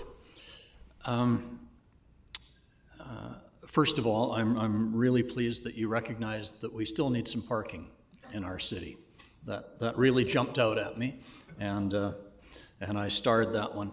I do have a couple of questions or comments at least, and I'm not here to be critical at all. I appreciate your work very much, but some comments that I heard from residents regarding the survey, and I filled it out myself. One was that there seemed to be a lot of what I would call motherhood type questions. And I think that's reflected in the high percentage of response of people saying, yes, I support this, yes, I like that, yes, I want Nanaimo to be affordable and livable and walkable and all those good things. So that was one comment. Some questions maybe not specific enough. Secondly, I noticed, and I heard other people comment, that some of the questions lumped together a couple of things, or more than a couple of things, which not necessarily would be supported as a package. And I can't think of a specific example, but I know that there was one I hesitated on that I thought, well, yes, I support that concept, but not that aspect of it. And so that was a problem for me. And I guess specifically, I wanted to ask this question. I didn't recall seeing a definition of what is large format retail. What is a big box store? Because for some people that just means Costco. For other people it might mean Save On Foods or Superstore. So what is big box? When I look at the survey results that people generally do not support large format retail, and they say we should be supporting local businesses. Well, outfits like Quality Foods and others, of course, employ local people. To me, they are a local business. So are they considered the evil big box chain that we don't want, or are they considered a local business which adds to our economy? So I'm not trying to be argumentative, but I ask that as a genuine question. What's the definition? Through the chair, and thank you. I think there's no argumentative in public engagement, because I think you're right. It's a very challenging thing to get the questions exactly right, and every time we do it, we learn something and say, oh, we would have done that differently now that we know that we've gone through that process. So in terms of the definition of large format retail, I do think it is, in terms of what we saw in the comments, 90% of people who responded equated it to big box. They didn't give us specifics about it was definitely grocery stores or a certain chain or whatever else it is. But I think there was a general understanding about the experience of it's a place you drive to, you park your car, you go and you do your shopping, and then you leave. And so I think there was a genuine understanding of what that meant. And I think there was a interesting, in terms of the feedback that we received, I think there was a important nuance in the fact that I don't think people were, we had some definitely broad one end to the other, but a lot of people were in that middle area where they're saying, I use these things. I want to be able to continue to use them, but I need to know that they're going to be done differently or better as we move forward. So I don't know if that's a satisfying answer, but I think they're all important comments. And maybe back to just the initial comment about the more motherhood statements, I do think that it is the nature of creating a city plan where we're putting our vision out there and we're thinking forward to 25 years of what we really want our community to be. And sometimes part of that is having those somewhat generic statements that say, well, we want our community to be this wonderful place where we can walk and we can bike. But always our challenge is we put them in the survey anyway, because if we don't put them in, people wonder why they're missing. So it's, I appreciate the feedback, and I think we learn every time we do this. Fair enough, thank you. Thank you. Councillor Armstrong. Thank you. I too echo Councillor Thorpe's. I heard lots of complaints about the survey, that they were motherhood statements. There wasn't a question like a yes or a no first and then following up afterwards. And you just said what my concern's been all along, what our vision is. This should have been a community vision, and I've said from day one, I believe this is a council vision. It's not a community vision, where we should have went to them first. What are your priorities, and not told them, just let them pick. So I've had a problem with the process from day one, that it was steered by council, but thank you for all your work on it. Thank you. Councillor Bonner. Thank you, Chair. I think I may not agree with Councillor Armstrong on that point. I think it was community-driven to a certain extent. It was council-led, but it's pretty clear on the attachments that we have here that all of these changes are specific to recommendations from the surveys and from the community. Tells me that the community has a fairly large input on this. I too was interested in the parking thing, and I'm reading through the recommendation here. Update policy C217 on focus on sizing parking, which I didn't quite understand, to continue meeting needs with a priority for those needing it. I would imagine every person that owns a vehicle, including myself, needs a place to park it. So that is a needing it that to me says, well, everybody needs a place to park the car, so are we just going to carry on? Going forward, do you see us relooking at our off-street parking bylaw, doing things like what other cities have done, is actually get rid of their off-street parking law and let the market decide? I also recognize that in order to do stuff like that, you need a robust transit system, which we still don't have, and that's a whole nother conversation. But that's those are things. So I was interested in this point here, and I pretty well explained it, but I was wondering if you could tell me what exactly does that mean in terms of what are we going to do later? Yeah, through the chair, and this will get in it is part of the package for recommended changes as well. And so part of it is we wanted to, I think when a lot of people read that particular piece of information in the survey, they interpreted it as we're going to take away all the parking and we're not going to have any. And that's scary for everyone, including myself. Mm-hmm. And so part of it is really making sure that we're focusing the policy to recognize that parking has to be part of what we're doing in the future of Nanaimo, but we have to be more thoughtful about it going forward. And so there is recommendation in the agenda package going road to focus on right-sizing parking and really trying to prioritize parking so that it's serving the needs of the people that will need it most, so our families and our people with mobility limitations. It's going to serve businesses, making sure they still have places where you can pick up your bigger items or you can get things dropped off, as well as making sure we're putting EV into those considerations going forward, so we're not wiping parking off. So what we wanted to do is create a policy that's going to then allow the city, in part of the action planning process and the decisions that you guys are going to make down the road, to possibly explore some of those more innovative options that other communities are looking like and that might be suitable for Nanaimo at the right time when you guys have the infrastructure that supports a lot of those other options. And the other comment I had or question is, I noticed that on the environment section there, that had some of the highest 90 percentile marks. Are we to then assume, or could we assume from there, that the public is generally behind the changes that we're making and basically section C of our community plan? I think that with that feedback that we are, that is correct, and for that generally the public is supportive of all of those broader directions within the plan. I know there's other details that you guys are working through that we didn't ask in the community survey, but it gives that general sense that the environmental directions and the GHG emissions component are very important to the people of the community, and they are ready to see action going forward on that. Thank you. And Ms. Bopelsing. Actually, I think Ms. Zielinski has covered what I was going to say. Thank you.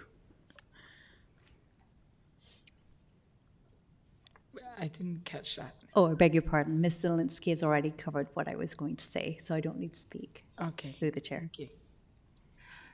Madam Chair, I'm not sure if there's any other members of council with questions or discussion on this line of the agenda. However, it might be a good idea, we have a scheduled recess at 3, but it might be a good idea, given that the next item is kind of the meat of the meeting, that we have maybe a 10-minute break before that, and then we could have another smaller 10-minute break after that next item, just to keep you fresh. So that's just my suggestion if you're done with this item. Thank you. Okay. Let's have a natural break for 10 minutes. We'll come back at 25 to 3. Thank you. Thank you.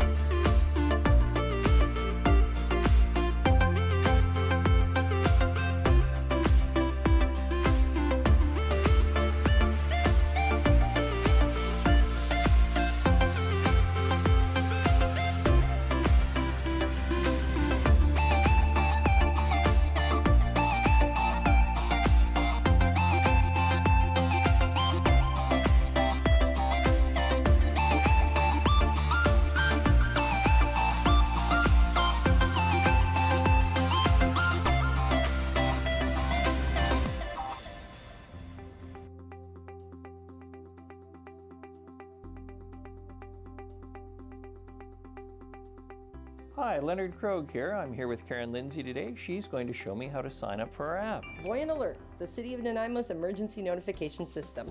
So we'll start by going into the App Store, Mayor Krogh. Done? Next, you're going to hit search. And you're going to search for the app, which is Voyant Alert. So it's VOYENT. Now you see, it's already selected it. Click there, hit get, and then we're going to install. And why are we downloading this app? We're downloading that so that you can get this onto your phone system, and what it will do is it will send you a push notification out. So if the City of Nanaimo issues an emergency alert, it will actually push the notification out onto your phone. The really nice part of this app is that it's anonymous, so it goes by postal code. So we're not requesting you to put your name or personal information in. It just works off of the app through your phone system. There are also, if you have family members or friends that maybe don't have a smartphone or would like another way, you can also sign up online or call our Public Works Department, and they have phone and texting options available as well. So there's lots of options for people depending on what their needs are. Fabulous. So you can rest with some comfort knowing you can find out what's necessary and know that people who are important to you are notified. Absolutely. So now you have Voyant Alert on your phone. And now just select open. So the next thing you're going to do is you're going to tap in the postal code that it's prompting you. All right. So you just click on there and start entering. And then find on a map. So here you'll see the welcome page for the City of Nanaimo, and you want to subscribe to notifications, yes? Yes. Click that you agree to the terms, so click both to the yes for consent, and then hit next. And it's going to ask to either allow or not allow notifications, and you want to always allow. Always allow. Always allow. And the reason that is, if you don't allow, it won't push the notification out to you. So always allow. Always allow. And now you see here, you've got a message to accept that you've signed out. That's the two-factor authentication, and you're going to tap yes. And now you're in the system. Also, when you have a moment, we recommend that you pick your locations and sign up based on those locations, and then you'll get alerts from the City of Nanaimo. Karen, thank you. Everyone, sign up.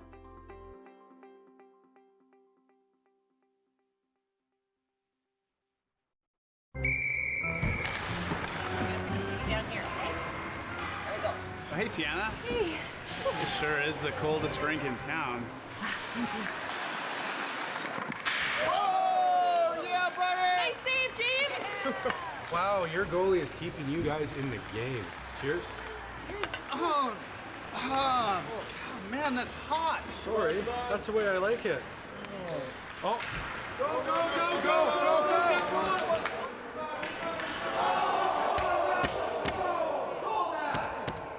Penalty shot!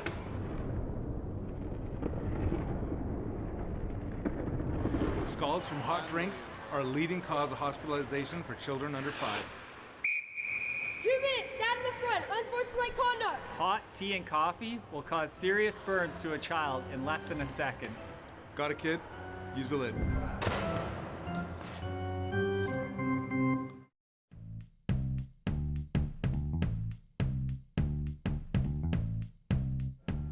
What we have here is the Real Ice technology that was installed at the Nanaimo Ice Center. It allows us to use cold water from traditionally hot water that we used to use for making ice. Basically, the water will come in through the bottom, go in through a vortex idea, making the air bubbles microscopic in size, which makes a better, more dense sheet of ice. Differences that you'll see with the Real Ice is there's less snow developed, so that's easier for cleaning, and also it's a denser, harder, clear ice. So the ice skaters will certainly enjoy that. And the city plans to implement Real Ice at our other 2 arenas as well.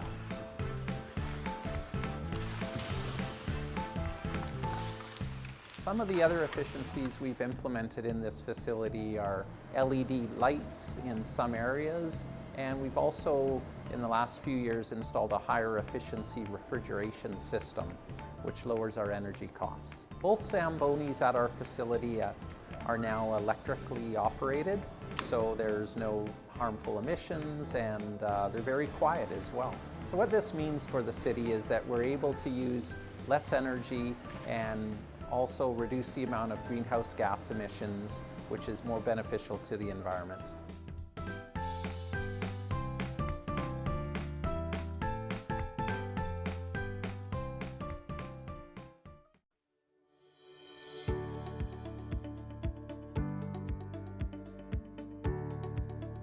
We're here at Bruce and Dundas.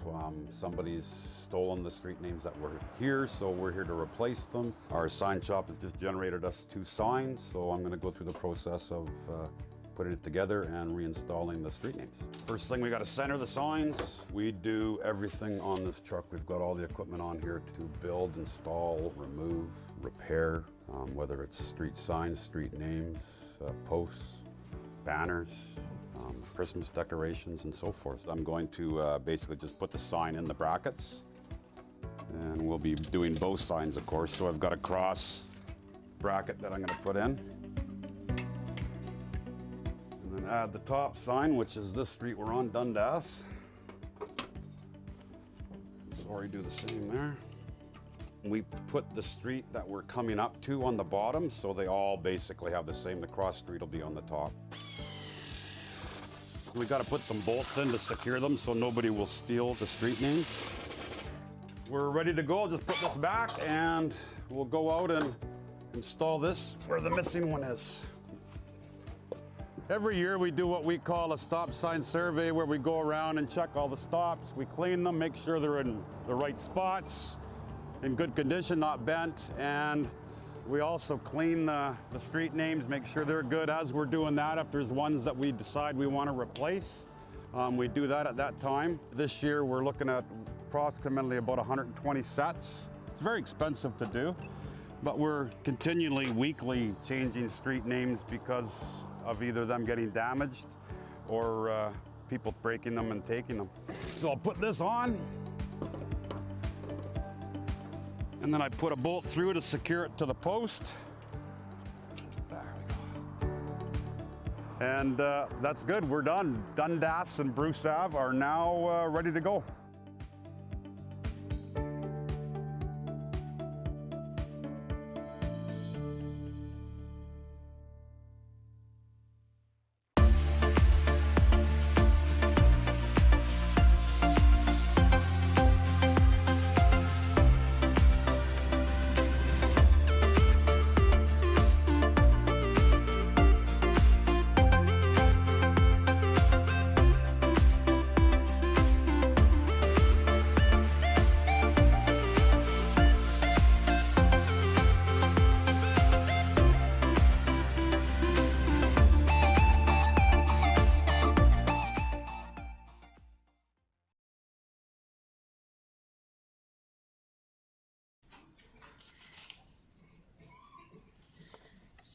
Thank you. I will call the Governance and Priorities Committee back to order as soon as I get all council here.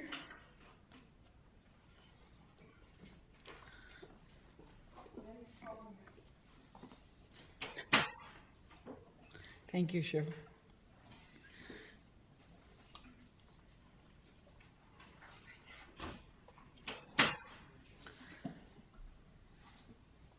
Okay, we will move on to item number 6.4, the draft city plan amendments.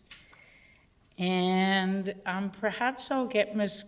Gurry to help explain, if council isn't aware, we've got three areas, well, three areas of amendments. One is the amendments, which is really almost like housekeeping. Number 2 is a list of recommendations, and number 3 is, again, requested amendments. And so what we were going to do is go through each item separately.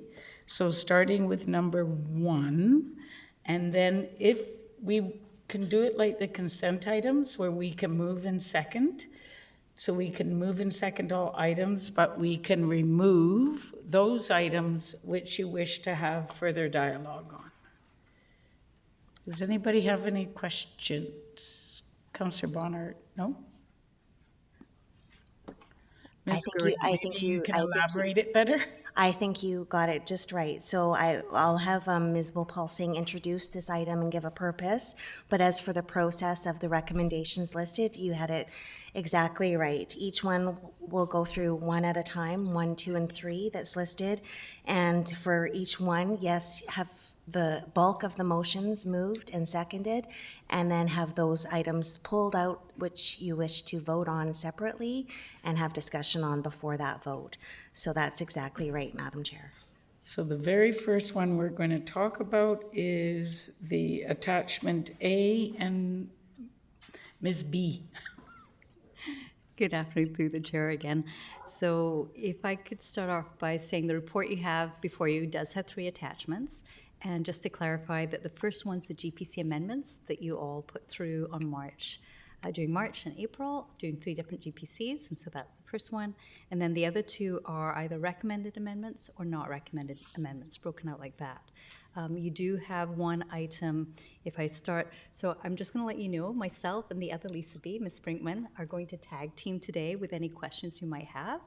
And so as you go through, one of the things I wanted to observe in attachment A, which is the GPC recommendations, is that one of the delegations spoke to number 32 on that list.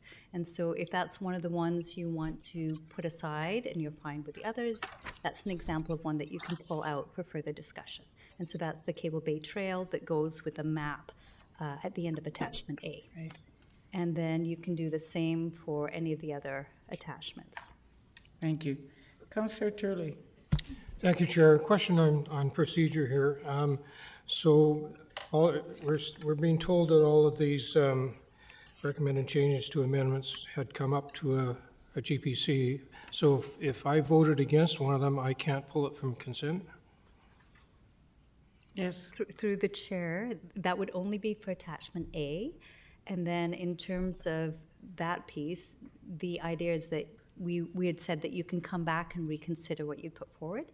Now, Ms. Gurry, you can correct me if I'm wrong, but the process we discussed was that council had a chance to review all of the GPC amendments as one. This is only attachment A, and then endorse them as a whole to go forward to council on May 16th.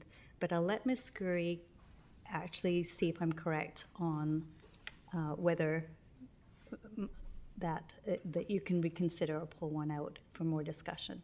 My understanding is yes, but I'll let her answer. Thank you, Madam Chair, and thank you, Ms. Bopal-Singh. So yes, in the last several GPCs, as outlined by Ms. Bopal-Singh, in March and April, the steering committee made a number of motions at GPC But rather going forward to consent on the council meeting, the process was that they would all come forward to this meeting again for your ratification and put forward to the council meeting. So this, if you had previously voted against a motion and you would like to again as well, you could pull it out of this list to vote on separately, and or possibly you could do it at the May 16th council meeting as well. But you would have to do it twice if you want to keep reiterating that vote. Thank you. Thank you, Councillor Turley. Do I have a mover and a seconder for this first attachment?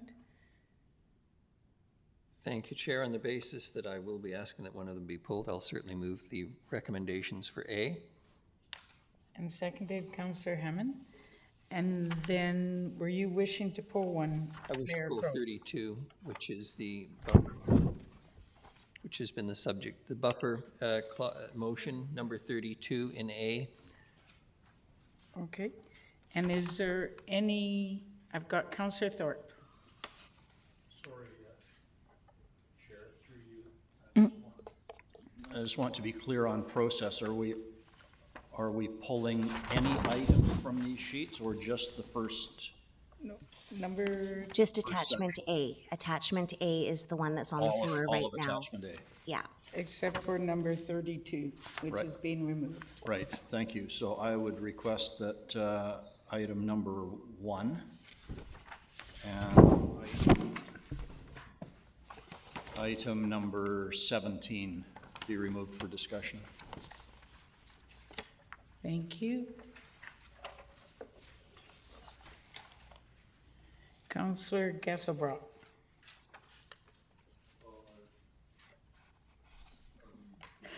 If we've got a motion and a second right now, we're just looking if there's any items you wish to remove. Yes. It's to pass the block and remove those that you wish to discuss and vote on separately. And Councillor Turley, was there anything? Yes. Yes, I would also like to remove number 10.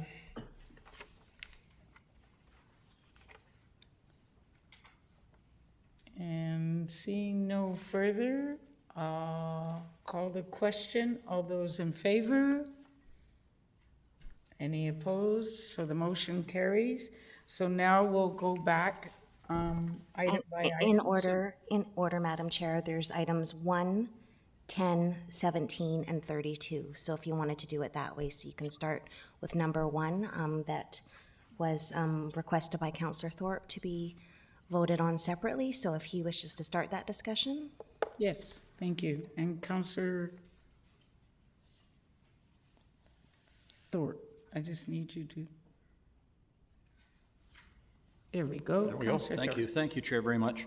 And I won't take council's time on this, but I just felt that I needed to pull this so I could speak that I'm sorry, but I can't support it because I do not support the philosophy of the city donut as an overarching model that we should be gearing everything to. And I realize that council thinks otherwise, but in all fairness, then I can't support this motion without being a hypocrite, so I won't support it. Thank you. Does anybody else wish to speak to it? Yeah. Councillor Gasselbrock. You know, I'm supportive of the language. I appreciate the edits that staff made. It ties to the big picture of, you know, our goal with the donut economics to meet the needs of people within the means of the planet. Nice and simple, and I appreciate the language being put in there. Thank you. Thank you. Seeing no further speakers, I will call this question. All those in favor? All those opposed? Councillor Armstrong, Councillor Thorpe, and Councillor Turley. The motion passes. We'll move on to item number 10. And who wished this one pulled? That was Councillor Councillor Turley. And would you like to speak to it? Should be on. There we are, now we're on. While it's a very noble idea, I think I did speak against it when it was brought forward. Main concern being around fruit trees on the perimeter of the city and the attraction of bears, particularly as they like to harvest the same product. But now I'm rethinking that there's more to it than just that, and that is anybody who's worked and run an orchard or a nut farm realizes the amount of work, and I'm just wondering who's going to pay that bill, and I suspect it's the taxpayer, which will be significant if we want to avoid a whole pile of wasps and other things. In other words, the fruit's got to be picked before it lands on the ground, or you're attracting a lot of wasps, and I'm not sure the community is ready for that. I mean, I would sooner see something where, like we've done before, where we give a donation for somebody who wants to put in a tree on their property or something along those lines, where it's more focused on the use is going to be for the person who actually owns the property, as opposed to on boulevards where nobody, I don't think, is going to be out there picking fruit, the majority of it. It'll have to be done by city staff, which of course comes at a cost. So I can't support it. Thank you. Thank you. Councillor Armstrong. Yeah. Oh, I kicked you out. Then here, just a second. There you go. Thank you. Yeah, I agree with the points. I did more research after that, after I listened to Councillor Turley, and the other big issue is the rats. We have so many rats in this community, and we see even more and more because people aren't even picking up their fruit now. And I too am concerned about the additional cost because we would have to hire further staff to look after that program. And I don't think people are even eating the fallen fruit from their own yards yet, so I'm very concerned about that. So I too will not be supporting this. Thank you. Mayor Crow. Thank you very much, Chair. If you took out the term prioritize, then I could support this without question. I am a strong believer in planting trees on public property anywhere we can in this city. But I share the concerns of Councillors Turley and Armstrong that have already been expressed. I have passed by many a tree that produces various bits of fruit in my time and seen the fruit going to waste, attracting wasps, and wasps need sustenance too. I get that. But in terms of public property, I'd be prepared to support increasing and include, and if there was any interest in that, I'd be happy to move a motion amending the motion to simply say the city will, to delete the term prioritize, and that it would simply say the city will endeavor to increase and include the planting of fruit and nut trees in public spaces where hard infrastructure, etc. Taking it out, it encourages the use of it, but it's not going to make it a priority, because otherwise what we're saying is if we have an acre of land, we're going to put fruit trees on it where it's possible to do it, but we're not going to plant ornamental maples, flowering cherries, Douglas fir, trees that might even have commercial value, or any other trees. So I'm a tree guy, but I'm not prepared to support what may well turn out to be a public nuisance. So I'm looking around the table. I'm going to move an amendment that the motion read that we remove the word prioritize from the current motion. And I've got that seconded by Councillor Armstrong. So now we're actually speaking to the amendment of removing the word prioritize and leaving the rest the same. And speaking to the amendment, Councillor Geselbrecht? Thank you. I won't be supporting the amendment. We've had this discussion already and worked at watering this down, and I think now it's the city will endeavor to increase, prioritize, and include the planting of fruit and nut trees in public spaces where hard infrastructure and safe transportation will not be impacted by falling fruit. I don't know if it's a generational thing, but as I watch inflation happen and the price of food, especially organic food, things aren't getting cheap. And it's, you know, we're going to see quickly the days of just going down to the grocery store for cheap fruit will be a passing thing. And, you know, in my neighborhood, we've actually, community groups have planted out tons of pear tree, apple tree, persimmon trees, nut trees, and they're producing quite a lot of fruit now, and we don't have problems with rats, we don't have problems with wasps, and I think that it's like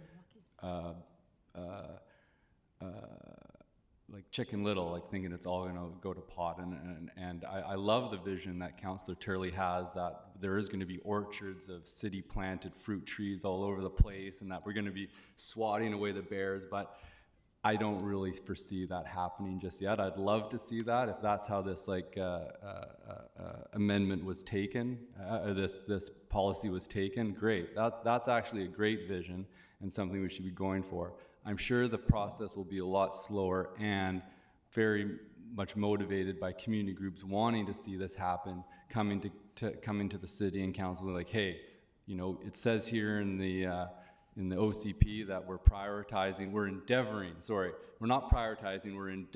to prioritize to plant fruit trees. You know, there's support for it, maybe in this area where it's not going to impact, you know, attract bears, where it's not going to hit cars, where it's not going to do anything adverse. Can we put some fruit trees? And staff will look at the OCP like, that's right, we're endeavoring to prioritize that, let's do it. So I think that there's a long way to go to like getting some more fruit and nut trees into the city, and just the language how it was I think fine. So I'm not supportive of watering this down further because, you know, it's already meaningless. We're just going to make it more meaningless. Thank you. Thank you, Councillor Gasselbrock. We've started it rolling now. We have Councillor Hemmons, Councillor Bonner, then Councillor Armstrong, and we are speaking to the one word in the amendment. So I'm going to encourage everybody to be brief because we have a lot of work to get through today. Thank you. Councillor Hemmons. Thank you, Madam Chair. I am also against the motion. I think this is really general, and I also believe that our staff are very capable of determining where fruit trees should go and where they should not, and we probably don't need a policy being super specific about that because we have great people doing good work. And so to say that we will endeavor to prioritize fruit trees, I think within certain circumstances, that is very reasonable, and I'm not worried about invasive wasps or bears or such things. So I think this is a solid policy. Thank you. Thank you. Councillor Bonner. Chair, I will also endeavor to be concise as we go along. I'm fine with the wording as it is. I look at the part where it says safe transportation and recognizing that staff knows what they're doing and what trees could cause problems like pear trees. So walking through a whole bunch of yellow jackets in the middle of August is probably not a lot of fun or safe transportation. So I assume some of those will be avoided as well. So I'm fine with it as it is. It's pretty well generic anyway. So not making it more generic is not something I'm interested in doing. Thank you. Now go to Councillor Brown next as first-time speaker, and then Councillor Armstrong again. Thanks, Madam Chair. I won't be supporting it. I was happy with it as is. I thought it provided what it needed to provide. And with respect to some of the other comments, I would rather sort of be wrong on this issue and have a bee problem than I would have a food problem and be starving. So I think food resiliency is important. Thanks. Thank you. And Councillor Armstrong. I'm supportive of the motion. I don't believe that it should be prioritized. It costs a lot of dollars to grow fruit trees. We're going to have extra staff to do that, which nobody's talked about, because they do require more maintenance than your regular Douglas firs, et cetera, because you need to have fertilizer, you need to have watering at different areas and all that. We can't look after our parks that we already have right now because we have too many. So I'm in favor of not having it as a prioritized, but be there if it can be done. Thanks. And Councillor Thorpe. Thank you, Chair. Thank you. Thank you. Through you, I'll support the amendment. I don't believe the word prioritize should be in there. We have had situations in the past where fruit trees have been in public parks and the fruit has been a source of attracting vermin. We have urban gardens where it's quite appropriate to have fruit trees planted, but I don't see it as a priority in public spaces. So I don't think that word is necessary, and I don't think it's practical either. Thank you. No further. Mayor Crow. Thank you very much, Chair. I think what I've heard my fellow councillors say, and no disrespect intended, is we'll pass the more idealistic sounding motion and then we'll just forget about it and leave it to staff to figure it out. And I think it is, frankly, a much more straightforward approach. If this is the desire to increase food production within our city limits, we'd be wise to be passing a motion that enhances the tree allowance we hand out already under our existing program to encourage people to plant fruit trees on their own property. But let's not belabor the point. I've made my position clear on this, so hopefully we can get to the vote. There's a couple more to talk about too. Oh, Councillor Bonner.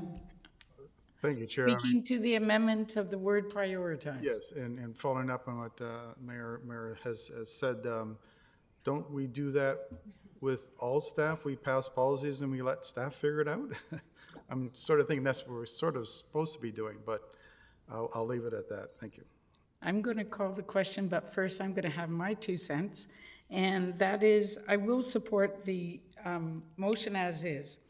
Not that I like wordsmithing and, hey, I could say vote for taking out prioritize, and then we probably would have the majority of council on board. However, being that food security has always been one of my priorities in this city, and being that we need bees, so bees don't bother me, and as for picking up fruit, we have gleaning programs in our city. There's a lot of fruit that is collected. So I personally am very comfortable with the way it is. So right now I'll call the question on the word amending it to remove the word prioritize. All those in favor? Councillor Armstrong, Mayor Krogh, Councillor Thorpe, Councillor Turley, and all those opposed. And Councillor Bonner, Councillor Hemmens, Councillor Martman, Councillor Bonner, and Councillor Brown. Motion is defeated. Now I'll go back to the main question, which was this, as it reads, the city will endeavor to increase, prioritize, and include the planting of fruit and nut trees in public spaces where hard infrastructure and safe transportation will not be impacted by falling fruit. All those in favor? Oh, Councillor Turley, sorry. Thank you, Chair. I just wanted to correct a couple things that my fellow councilors have said. And I would start with Councillor Brown. I refer to wasps, not bees. They're 2 totally different insects.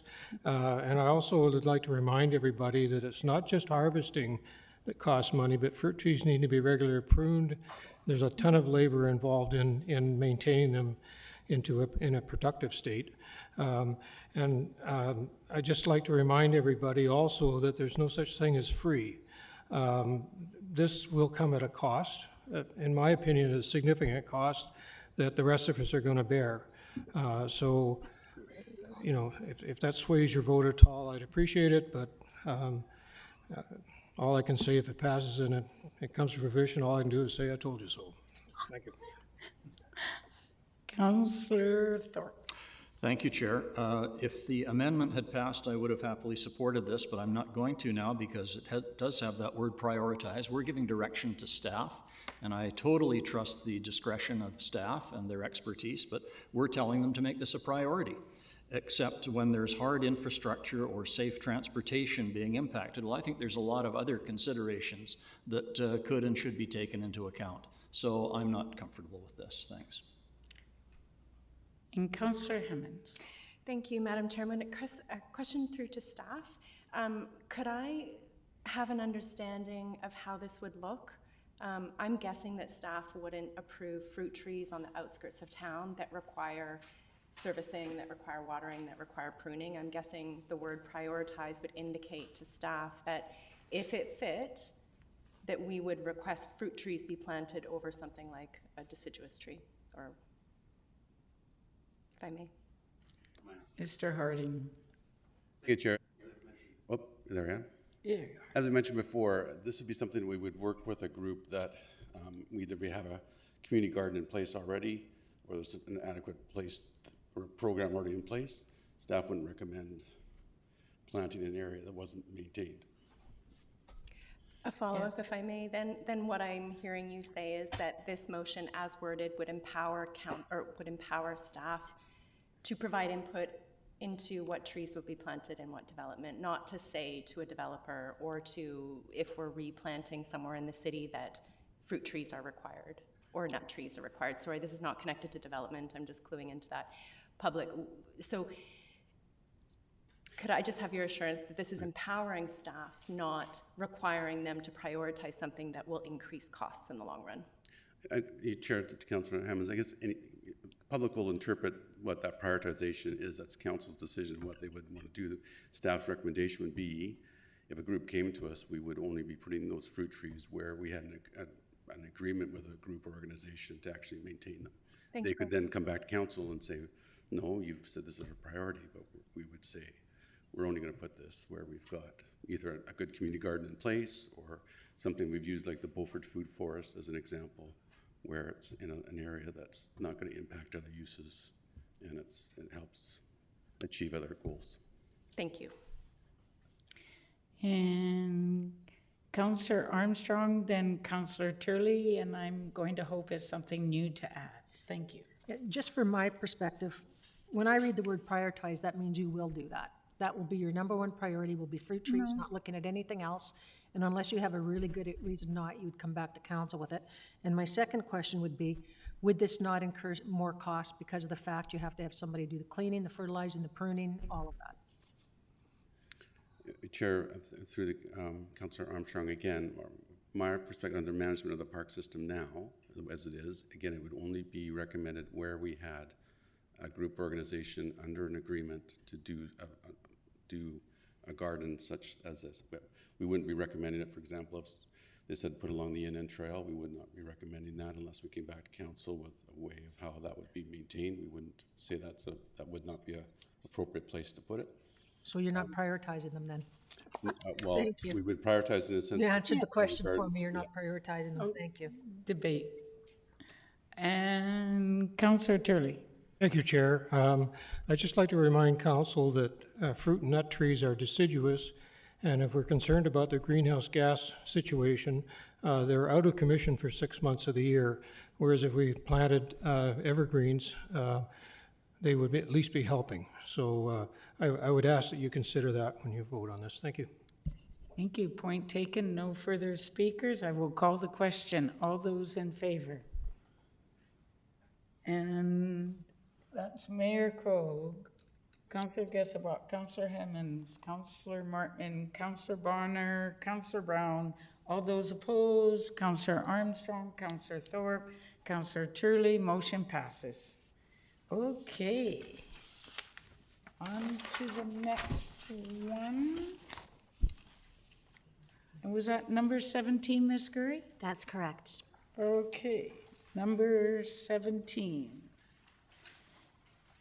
And did you wish to speak to this first, Mayor Crowe,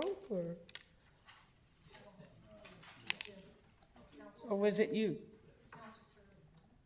No, it was Councillor Thorpe, Madam Chair. Councillor Thorpe, sorry, Councillor Thorpe. Maybe Councillor Turley did as well. Oh, where are you? There you are. There you are. Thank you very much, Chair. Yeah, I did want to speak to this one. I was actually a little concerned when I read the proposed change. It's not that I'm against consideration of dark skies and their values, but our proposed amendment says to optimize dark sky values when building new or retrofitting buildings and facilities, as opposed to our current policy, which says that we will balance dark sky values with safety principles.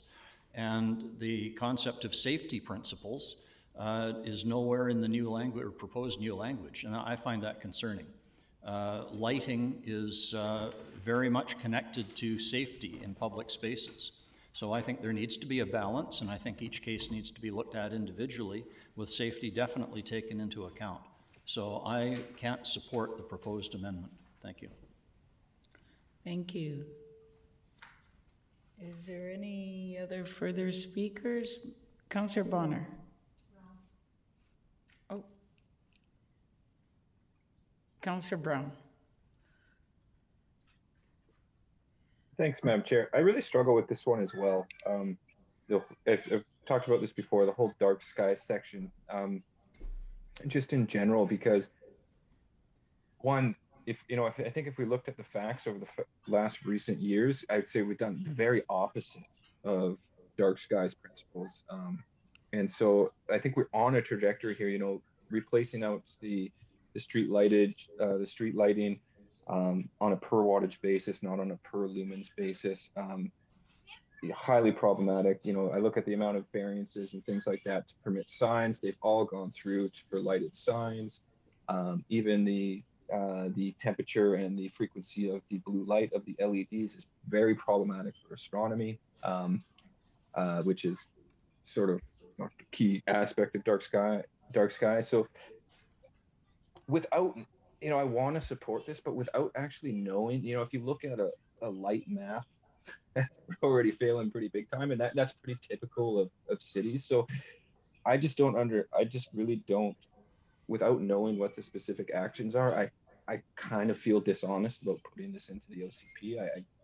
The ship has already sailed in a large part, and like we're committed to that LED project, which is, in my mind, a really, really ill-conceived in that sense with respect to dark skies and their replacement. So I see these words on a page, and I just wonder, how they actually align with the trajectory that we're on. And so, I don't like putting things into policy pieces if I feel like they're not dishonest, because I think we put them in for a reason. But if there's if the likelihood of the success here or the trajectory that we're on doesn't match it, I struggle with that. So I expressed that before, but again, I see these words on the page again, and I really still struggle. So I don't know how I'd vote if it's put to a vote just yet. Maybe other people will chime in, but I have some difficulties with this.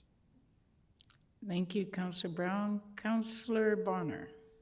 Thank you, Chair. I'm going to be honest with everybody. I didn't even know what dark skies was until it came up with the RDN. So I did a fair amount of research on it. And I'm fine with the wording as it is, because dark skies does not mean make the skies dark. It means use lighting techniques that enhance the safety of people on the ground with the safety of everybody else above the light. And so even though it's not listed in there as safety considerations, dark skies is all about being safe. And so I don't have a problem with this, because I know that if we're going to implement as it says here, optimize dark sky values, safety is number one in dark sky values. So I don't have a problem with that at all. Thank you. Councillor Gesabach. Thank you. I appreciate the amendments made to this. I think that this is an important policy, and I think that it can lead to quite concrete action when we're applying dark skies principles. Let me read you out sort of the 5 key dark sky principles that will be used, I hope, going forward anytime that lighting decisions under the city's power are made. First one, ask the question, is the lights useful? All lights should have a clear purpose. All this is to do with limiting light pollution. Number 2, targeted. Light should be directed only where needed. Number 3, low light levels. Light should be no brighter than necessary. Use lowest light levels where required. Number 4, controlled. Light should be used only when it is useful. Number 5, color. Use warmer color lights where possible. Limit the amount of shorter wavelength blue, violet light to the least amount needed. All these 5 values lower the light pollution that's created, so that there's just unnecessary excess, and that's something that we should be following. It's not saying that it's displacing the value of safety. It's saying if lights are needed to improve safety, let's put them in to meet that objective, but don't do anything excessively unnecessary more. And I think that it's very important when we're acting as designers to be taking these things very intentionally into consideration so we don't have excess. Thank you. Okay, we have Councillor Hemmens, Councillor Armstrong, then Councillor Thorpe. Councillor Hemmens. Thank you very much. A question through you to staff. Excuse me, the proposed text incorporating dark sky preservation as a consideration in the selection of upgraded street lighting infrastructure, would that negate any safety considerations with that street light infrastructure? I'm thinking of Councillor Thorpe's comment, we've left safety out of the edit. Does that mean we will leave safety out of the consideration? Thanks, Chair. No, to you, that would be incorporated into one of the decision-making contexts. As Councillor Gesselbrock pointed out, where we need safe lighting, we would install safe lighting. And I just wanted to also just correct a misunderstanding that the streetlight swaps that we did with BC Hydro were based on lumens and not wattage. So just wanted to put that back out there. Thank you. Thank you. Thank you. Councillor Armstrong. Thank you. I'm in support of this. The other thing that we haven't talked about, and I think I did before, is the impact that some of these lights are having on the insect and the wildlife population. There's more and more research coming out about the negative impacts of some of the LED lights and the brightness. So I think the dark skies is very important for the insect population and the wildlife. Thank you. Thank you. Councillor Thorpe. Thank you, Chair. I appreciate the comments of other councillors, but nothing I have heard changes my opinion. Quite frankly, I'm puzzled why they would not be comfortable, having heard what they've had to say, why they wouldn't be comfortable with the current language as it stands, which does include specifically the word safety. So we're implying it. Well, then what's wrong with stating it, if that's a factor to be considered? Thanks. And Ms. Gurry. Councillor Brown. Councillor Brown. Oh, and Mayor Krog, I'm sorry, next after Councillor Brown. Thanks, Madam Chair. Not really a comment. I just want to say, and I don't want to get in a debate about this, but if the information that was just provided by Mr. Sims, that they were based on lumens, that information has been requested numerous times before, and I would appreciate that methodology and any of the technical being sent to Mayor and Council for review. Thank you. Thank you. Mayor Krog. Thank you very much, Chair. Well, given the comments on the previous motion around trusting staff, I'm going to use that argument in support of Councillor Thorpe's comments and others who said, look, what's wrong with the current policy? With great respect, having grown up in an area where there were no street lights anywhere at any time in my youth, you carried a flashlight when it was dark, and you walked in the moonlight when it was moonlight, and if it was raining, you carried a flashlight as well. With great respect, I think the current policy enables staff to make appropriate decisions. I would doubt very much there's a citizen in Nanaimo left, right, center, pink, blue, yellow who doesn't get it. Nobody likes an overlit neighborhood. People want light when they need it to be safe. They want it to be the minimum to access that safety, if you will, that sense of safety. If it ain't bust, don't fix it. I don't see any value in changing the existing wording. If I thought it was going to make a profound difference in the improvement or enhancement of life, safety, and reduce energy consumption, I'd happily support it, but I'm not seeing that. So as I say, if it ain't bust, don't fix it. So let's go with the existing wording. And Councillor Gesselbrock, you had something new? Yeah, I mean, the existing wording says continue to balance dark sky valley with safety principles when building new and retrofitting existing city buildings and facilities. I don't think that we have nailed our lighting design with the intentionality that's needed. Like, there is a new street light put outside my house, which is probably 3 times brighter than the one before. I've got a plum tree now that is growing probably 3 times the rate that it did. It's exploding from. I don't know, what the effect is in terms of distorting other insect cycles or whatever.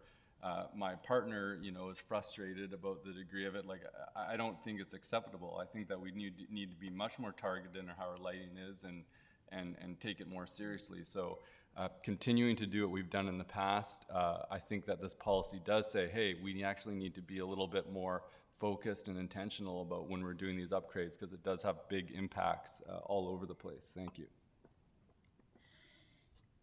And thank you. Seeing no further speakers, before I call the question, I'm happy with the current plan. When I look at C183, where it says continue to balance dark sky values with safety principles when building new or retrofitting existing city buildings and facilities, and all we would be changing it to was optimize dark sky values when building.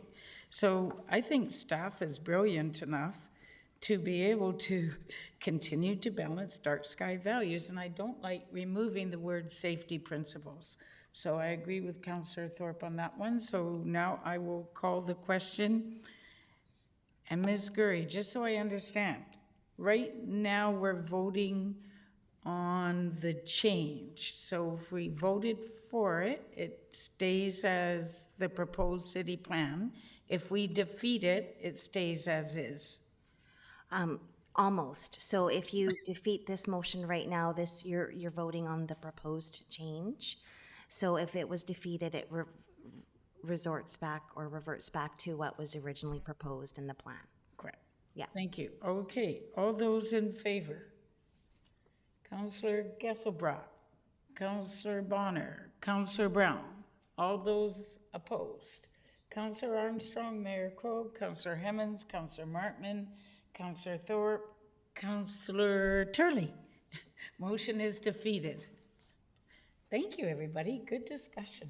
And now I think we move on to, is it 22? Number 32, Madam Chair. 32? 32. Thank you.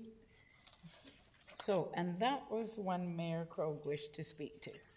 Thank you very much. And if I just may make a brief inquiry of staff, just to confirm so that we understand the basic facts of this, the existing Cable Bay Trail, which is in fact a dedicated road, essentially, is 20 meters wide at the narrowest, and indeed wider in other sections. Is that correct, Mr. Lindsay? That, through the chair, Your Worship, that is correct, yes.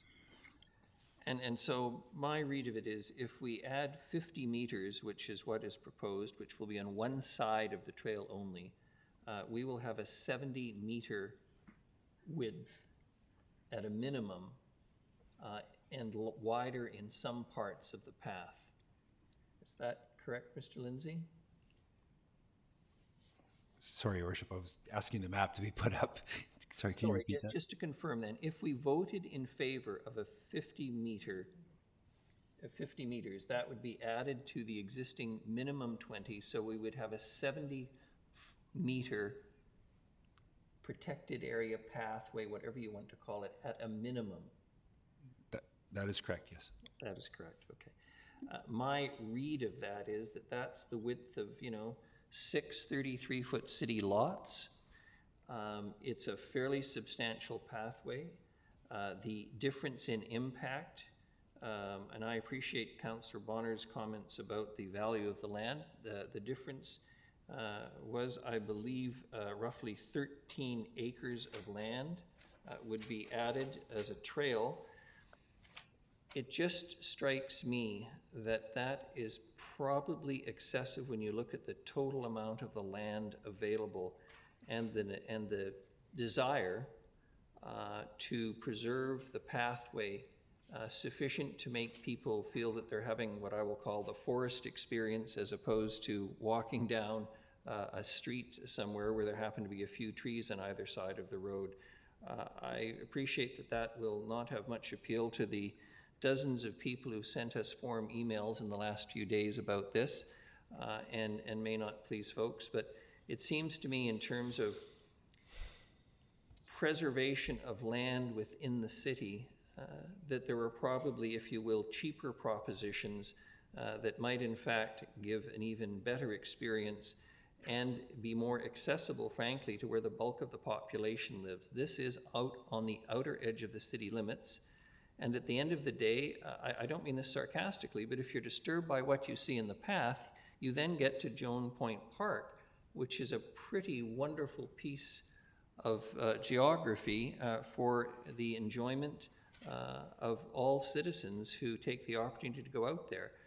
But essentially, we're being asked to set aside a fairly large portion of land in addition to what appears to be appropriate in order to enhance what will be a park that will be walked on, if you will, a trail that will be walked on and used mostly by people in the neighborhood who are nearby, and by the rest of us, if they're healthy, like Councillor Hemmons, will cycle out there, but everybody else will be driving their vehicles for that experience. So I just don't think it's a reasonable proposition in the circumstances, and I think the comments of Mr. Seward today reminded all of us that indeed when we get down to the specifics, as opposed to simply saying 50 meters is great, You may find that 10 meters is just fine if you're up against a cliffside that's 30 feet high.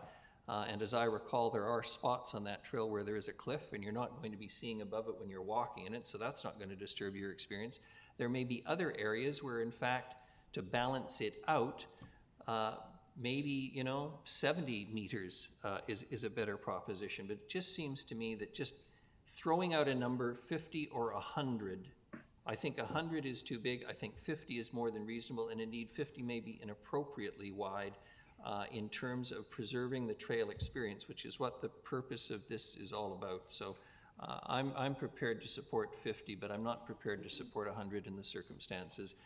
This is a matter, it strikes me, that is for discussion down the road with staff, with the developers, when in fact they come forward with a real proposal, as opposed to setting parameters now that I just think are too general in nature, particularly having walked the trail myself, being familiar with the area now and understanding what it looks like. Thank you. Councillor Geselbrecht. Oops, where are you? Thank you, Chair. We're proposing to turn roughly 200 acres of land into industrial use. So that's a big chunk of land that, large part will be deforested and put into, much needed industrial land. The Cable Bay Trail is very used extensively. It's almost of regional significance in the amount of people that do go down there to travel to Joan Point Park. When we consider having industrial uses, adjacent to the trail, you can go walk out 100 meters and see what that length feels like. If you have an industrial operation that's that distance from where you've previously walked, relatively undisturbed in a forested setting, 100 meters is not a huge buffer. And yes, there are differences in topography, and it might be a bit more than that's necessary. In some areas, it might be quite a lot less than what's necessary. Folks have ever hiked out to Jack Point, past industrial, Western Forest Products Mill, probably could use a lot greater buffer than what's already there to have an experience. But when we look at the amount of land that's going to be cleared, asking for 100-meter buffer along the trail down there, I think is a very minimal compromise to ask, and this is the time to be doing it when we're doing the OCP and preemptively before the rezoning. And I think that given the amount of people that have that are organized, wanting to protect the entire area as park, I think asking, getting a 100-meter buffer would feel like, a very extreme consolation prize. So I think that there's a lot of money to be made by it being turned into industrial land, and there's more than enough there that I think this is a workable proposal, the 100-meter buffer, especially when the trend of things is that more and more land is going to be developed, and you project out 50, 100 years, and we'll be pretty grateful that there's a thin little sliver of green space that you can walk down to the water. Thank you. Thank you. Councillor Hemmons. Thank you, Madam Chair. That was my fault. So I'm all for protecting more green spaces, and this particularly feels relevant with this parcel because, as Councillor Geselbrecht said, it's about to be changed dramatically. I'm curious, though, if I could have some staff comment on the 50 and 100, and are those arbitrary? What happens when something is within, like the natural landscape that the mayor speaks of? I think I'm trying to understand, is this an arbitrary delineation? And if it's not, how is there a middle ground that we can find that works with the natural topography, that isn't just a kind of blanket, but gets to the place that the community wants, which is protecting this beloved corridor? And Madam Chair, I think certainly there's probably a way to get a much more detailed answer on what is the appropriate buffer, but that requires a lot of survey work, a lot of environmental assessments, all those things that we do at rezoning stage. I would agree the 50 meters is arguably an arbitrary number, but from our perspective, we know that when we have small buffers of 10 or 15 meters and they're well intended, they're often not large enough to sustain trees because the first winds come through and the trees are gone. And our experience is that buffers larger, more equivalent to the 50 meters, allows for that, more of that protection. So that was the staff recommendation, but we've also, not looking at it on its own, although we do not have a buffer in the lands to the east, there's, as you can see on the plan here, there's a creek and there's watercourse setbacks from that. So there's other natural features. There's an environmentally sensitive area. Plus those lots as proposed and zoned are only for 5-acre developments. So there's a lot more opportunity to buffer and protect on the east side through already existing policies. So I'm not sure that's answering your question. Could this be ground truth, so to speak, through rezoning? Absolutely. But if we had a policy direction, whatever the policy direction is, that would be our starting point. Okay, thank you. Thank you. Councillor Armstrong. Thank you. My question was similar to Councillor Hammond's, because I'm not sure if I know the big difference between the 50 and the 100-meter buffer, if it's really that significant or not. Do you know if it is? Like, what is the difference in the significance between the two? To the chair, I guess that significance to who? I'm not That's sure my what the question is. So, yeah. I mean, from an environment, from protecting this natural asset and protecting the resource of this very well used, as I've heard Councillor Gisselbrecht mention, very well used trail. Staff's perspective is a 50-meter buffer would help us achieve that.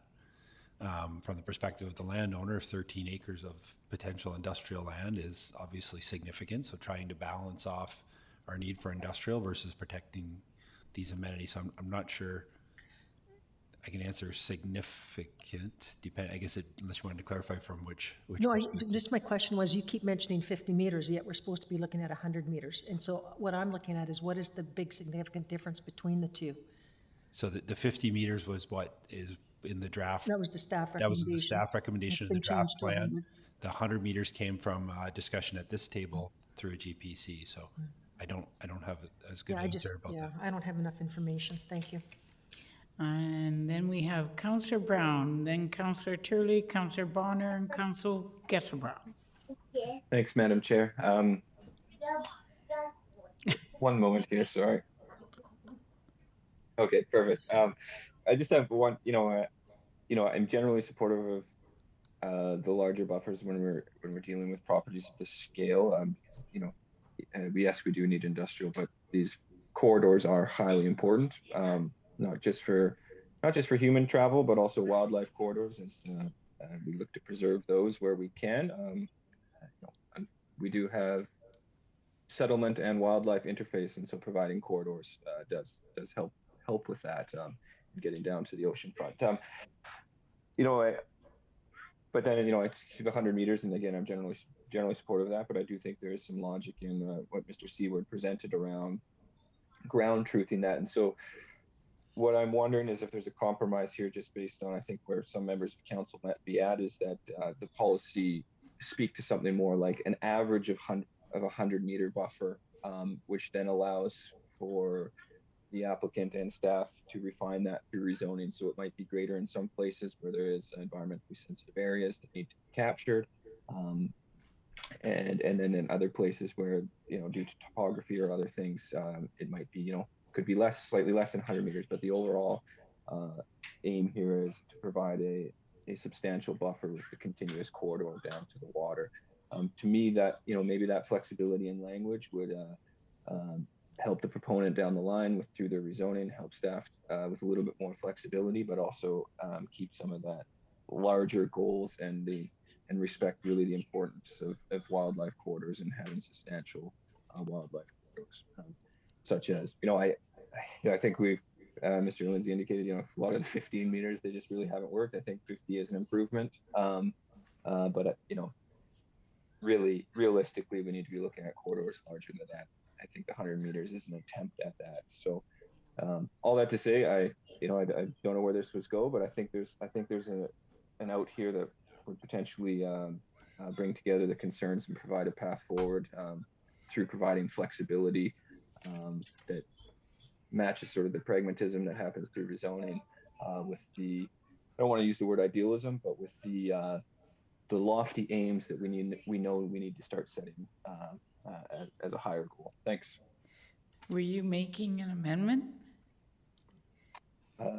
Not at this point, because I don't know if there's additional speakers. So. Okay, thank you. We have Councillor Turley, Councillor Bonner, Councillor Gesselbrock, and Mayor Croak. Thank you, Chair. I'm just going to make two comments, and they both come from an economic development perspective. First of all, this is another one of those conflicts in this whole package that I mentioned earlier. Earlier on in the plan, it states that there's a desire to protect and increase industrial land, and this is counter to that, in my opinion. And secondly, I'm having trouble with this because of the uncertainty it's sending to the development community and how this is going to significantly lessen my optimism that the NPC will be successful. Because the more messages we send out like this, the less dollars we're going to bring in for development in our city. And so while it may be nice to have 100 meters, it's telling the development community that we can just steal 13 acres or whatever it is from them because some of our citizens like to walk the trail and not be able to see a building. In my opinion, that's unrealistic. Thank you. Thank you, Councillor Turley. Councillor Bonner. Thank you, Chair. Well, everybody heard my opinions earlier, but there's a lot of old people on council, so they may have forgotten already, so I'm going to start again. This was a really interesting point, and I'm going to go through this from a purely economic point of view. I'm going to start off with there as a company. We're looking at shaving off, if we go with the 100-meter buffer, roughly between 11 and 13 acres of land. And that roughly equates to, according to Collier, is about $11 to $13 million. But I'm also looking at the amount of community amenity contributions that we will ask for that industrial land, which could be quite significant because the kind of industrial that we're looking for is light industrial. It's big warehousing. So those are big footprints. So from an economic point of view, why aren't we trying to work with this? It says we'd like to maintain, and I like the idea of an average of 100 meters along this corridor, with the idea is that we will exchange our community amenity contribution to help offset the cost of this land. Now, let's also remember that when we do a subdivision, we ask for 5% of the land in parks and or in lieu of payment. And we can, I found out recently, you can actually insist on having park or money. So that's already half of this 13 acres. So 5% of I think is 5 acres. So we're down to between 6 and 7, 8 acres. Now it's only $8 million.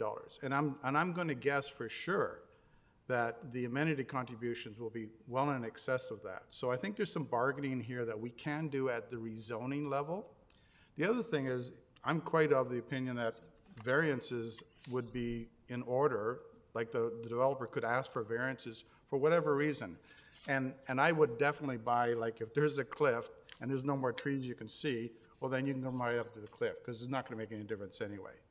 I quite like the idea of the 100-meter buffer on an average. But the other thing is, that's between 11 and 13 acres of forested park that we actually don't have to do with much. Like, it's not like we're going to be building trails through there. One already exists. Not like we're going to be managing the trees on a regular basis. They already exist. You can't buy forested acres like that. And we're not buying it. It's mostly just a trade. We will up the value of your property and zone it as industrial and possibly allow variances. We have the ability to use our community contributions as a negotiation there. And may come out with a win-win for everybody. And we'll have 100 meters plus whatever's on the other side of trees that's never going to get touched again. So to me, this is the possibility of a win-win situation. I completely understand losing that much possible industrial land, but I think there's a way to work with the developer through variances and other means and community contributions to mitigate the possibility of this costing them possibly $13 million in lost revenue of sales of lots. And I believe the extra value of land that we're losing on this, losing for industrial, has been made up by the changes we made to sandstone. So I think Colliers in their report saying we need X amount of hectares by 2046, I think still stands. So I think this might be a wash right across the board.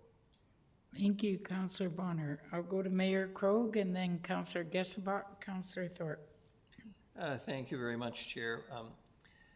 The wording before the change was proposed is to provide a minimum 50-meter forested buffer. So that's a minimum.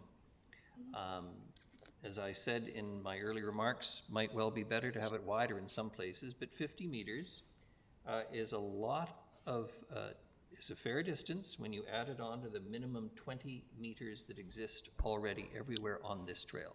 So what we're talking about is 70 meters to start. That's a wide trail. I don't care how you cut it. In my world, it's a wide trail. In terms of the remaining land, the belief is that, you know, this is going to be rezoned without question. I would remind council, by the time this comes for rezoning, none of us may be sitting around this table. So that's a prediction based on a future election that may, in fact, produce different results. The second thing is we know, because it's taken so long to come up with any proposal to either develop or sell, dispose of this land for well over a decade, because I can happily remember sitting at a table with former Councillor Fred Patchy at Port Place Mall, opposing bringing this land into the city boundaries, and that seems like a lifetime ago. So with respect, the assumption that this is somehow incredibly valuable land from a development and industrial rezoning perspective runs up against the necessary reductions in the amount of available land for ecological purposes, including water courses, wetlands, etc., that already exist within it. Doesn't begin to consider the amount of blasting and road work that will be necessary. I do have some knowledge about this property, having met with the what is now previous owner at various times to discuss this. So the assumption that we're having this massive industrial park that just starts up against the buffer and everything is gone into a development is just not reasonable. And so the assumption that this is somehow going to be incredibly valuable and easily developed, I suggest is just wrong. I think leaving it at 50, a minimum 50 meters, protects the trail value and the rest to staff over time to negotiate as they do in development after development with what is appropriate, meeting the existing ecological guidelines, strikes me as a far more sensible approach. If we start off with 100 meters, which means the loss of 11, 12, 13 acres of land from the developer's perspective, you're already talking about driving up the potential costs with respect to the property for future development, because they're going to have to recoup that somewhere, presumably. I just don't see it as reasonable at this stage of the game to be imposing 100-meter on the potential of this property for the sake of what, with great respect, is just as if we think that staff's number at 50 is arbitrary, it's not nearly as arbitrary as just picking 100 out of the air either. So I'm supportive of what staff initially recommended. I think it's the sensible approach. It's realistic. And it doesn't stop the city from demanding or trying to incur more benefit for the citizens in due course when we actually have something in front of us instead of what, with great respect right now, is a pretty ugly piece of property that hasn't seen development in several decades and much of it, with great respect, and I appreciate this, is been logged twice already in its existence since colonization. So this is one where I think Councillor Turley's words are wise as well. We want our children and our grandchildren to have places to work in our community. We have to strike that awful balance between our ideals about ecology and about the environment versus our need to ensure employment for those who come after us. It isn't just about us, it is about future generations, and I appreciate that argument cuts both ways. It's about providing green space for future generations as well. But it strikes me that this may not be the best green space to provide, and the tax revenue and the other benefits that may accrue to the public may well be put to better use in parts of the city where in fact the public would enjoy and use it. And I'll throw out the waterfront walkway as an obvious example. I will guarantee if we built a waterfront walkway extended from Departure Bay Ferry Terminal into Departure Bay with the approval of Sinamic, you'd see a lot more public benefit than you would, with great respect, adding another 150 meters to the sides of a trail, keeping in mind that this is just one side of the trail. When the water side of this is proposed for development, we'll be in a similar position to argue and work with the developer to secure a portion on that side of the trail as well. Sorry for going on so long, Chair. I appreciate your indulgence. Thank you, Mayor Crow. Councillor Gesselbrock and then Councillor Thorpe, and then I'll call the question. Thank you. Do we have a motion on the floor right now? This particular one we pulled from the like a consent. So yes, what we have on the floor right now is the proposed city plan text of provide a minimum of 100 meters. Okay, great. Thank you. What is a reasonable buffer? Probably I should have moved that it's a 200-meter buffer, and that would have been reasonable. It really is what you set the baseline at. I can tell you the baseline for most things is set at a 0-meter buffer, and slowly we've been inching our way to more reasonableness as we evolve. But I can tell you that there's just less and less green space, and that's the direction that things are going. You go around the world. My brother just came back from Southern California. You know, they weren't thinking about buffers down there, and they've ruined the place. And I think that we just need to be really mindful of, like, what's the baseline? If we put a 100-meter buffer, once the area is developed, nobody's going to think about it. There's not going to be huge money lost, and that, I mean, like, initially, yeah, I can understand, you know, the proponent knowing there's a 50-meter buffer and buying the property, but this is all manageable in terms of designing an industrial park that's going to work there with a 100-meter buffer. It will have an impact if we have a smaller buffer on the experience walking down the trail and the amount of forested area there. 100 meters is not a lot, and yeah, it did actually kind of like spark my my concern just hearing Mr. Lindsay talk about a blowdown. So we have increased winds, and now realizing that a 20-meter buffer is completely unacceptable, because by the time you put it in, you know, the outside of it is blown down by winds. And so I think that we'd be just doing a disservice of making this smaller, and I think that a 100-meter buffer is more than reasonable, and I think it's a very strong expectation from a lot of members in this community that we do preserve some aspect of the Cable Bay Trail that people use quite extensively. Thank you. Thank you. Well, I won't be calling the question. I have Councillor Brown, and then we'll have Councillor Thorpe, Councillor Barnard, Councillor Turley. Councillor Brown. Thanks, Madam Chair. You know, I'm just thinking about this a different way too. You know, through subdivision, the legislation, we typically take 5% park, or that's the bare minimum. I think about a lot of OCPs that, you know, through rezonings and things like that, they have policies that shoot higher than that, 10, in some places 20%. And so, you know, when I think about this buffer in the context of percentages, you know, and where it would make sense for park in industrial parks, it's kind of a no-brainer to me to be seeking the buffer and grabbing that park to add to existing park. You know, that's a pretty sound strategy in my mind. So, you know, I think, you know, the numbers, they look big in terms of acres, but when you sort of break it down by percentages and where you would rationally and want to put park, this just makes sense to me. So, you know, I think the position seemed pretty firm. I would say we could probably just take the vote, but I think there's a strong case for that 100 meter buffer isn't reasonable, and if that is a stumbling block for members of council, I do think there's a compromise position of that average 100-meter buffer that could really incorporate some of the comments around ground truthing and how it fits in with some of the topography and the sensitive features on the site that Mr. Seaward raised. Thank you. Thank you, Councillor Brown. Councillor Thorpe. Thank you, Chair. Good conversation. First of all, while I think of it to Councillor Brown's suggestion of an average, I would support an average 50-meter buffer, but not an average 100-meter buffer.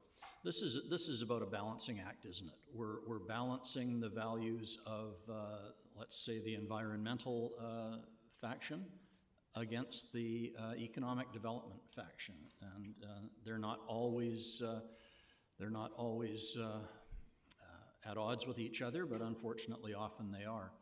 This land is not easy to develop, and as the mayor referenced, it's been around the table as long as I've been on council.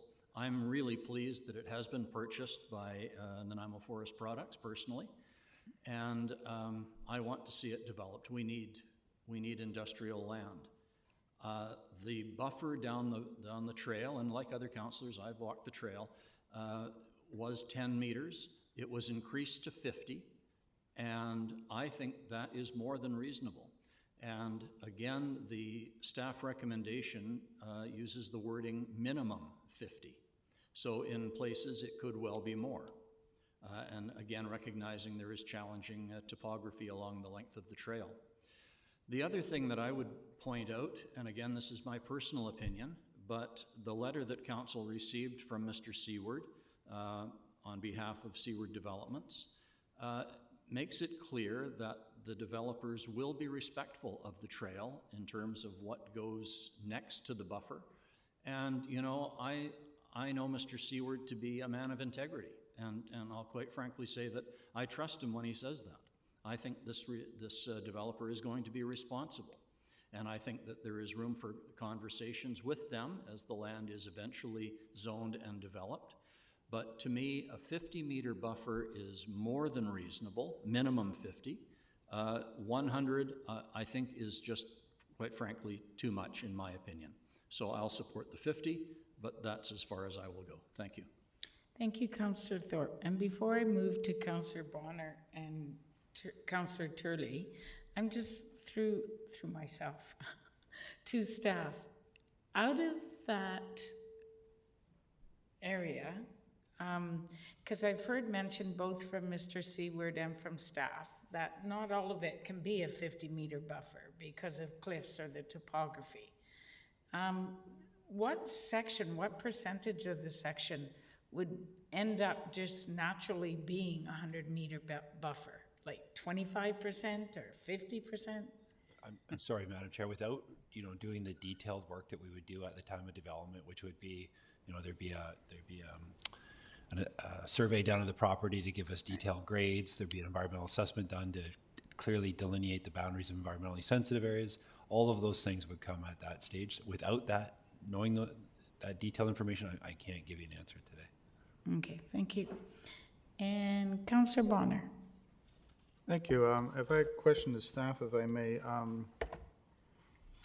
and I think you just answered it there, is if we were to take the minimum, say 50 in this particular case of what people are talking about, there's probably only a few items where it would actually end up being more than 50, and that there had to be an environmentally sensitive area right at the 50-meter mark, which they then had to go around. I'm guessing, is that the case? So the question is, what scenarios would result in an increased buffer? Like what types? Yeah. Like when we say minimum of 50, what would come up in increasing that above 50? So the obvious example is if there was a water course in there, like an unmapped wetland or water course, then the setbacks around that. So if you look on it happens to be the other side of the trail here, but this map shows there's a known water course that runs down. So the setbacks around that water course are protected. Same as if there's environmentally sensitive areas, which I know there are some in this broader area. those would be protected. But also quite often what you'll find, especially on sites with challenging topography, is there might just be an area through the survey plan that they realize it just doesn't pencil. It doesn't make economic sense to try to drive a road into that area because the topography just doesn't allow for development. So that'd be more of a physical constraint that would result in a larger setback. And that would be basically a business decision at that point, and it would never have been developed anyway. That's right. The setbacks would be more our requirements or restrictions, and the last would be very much a business decision about whether it was made economic sense or not. Thank you.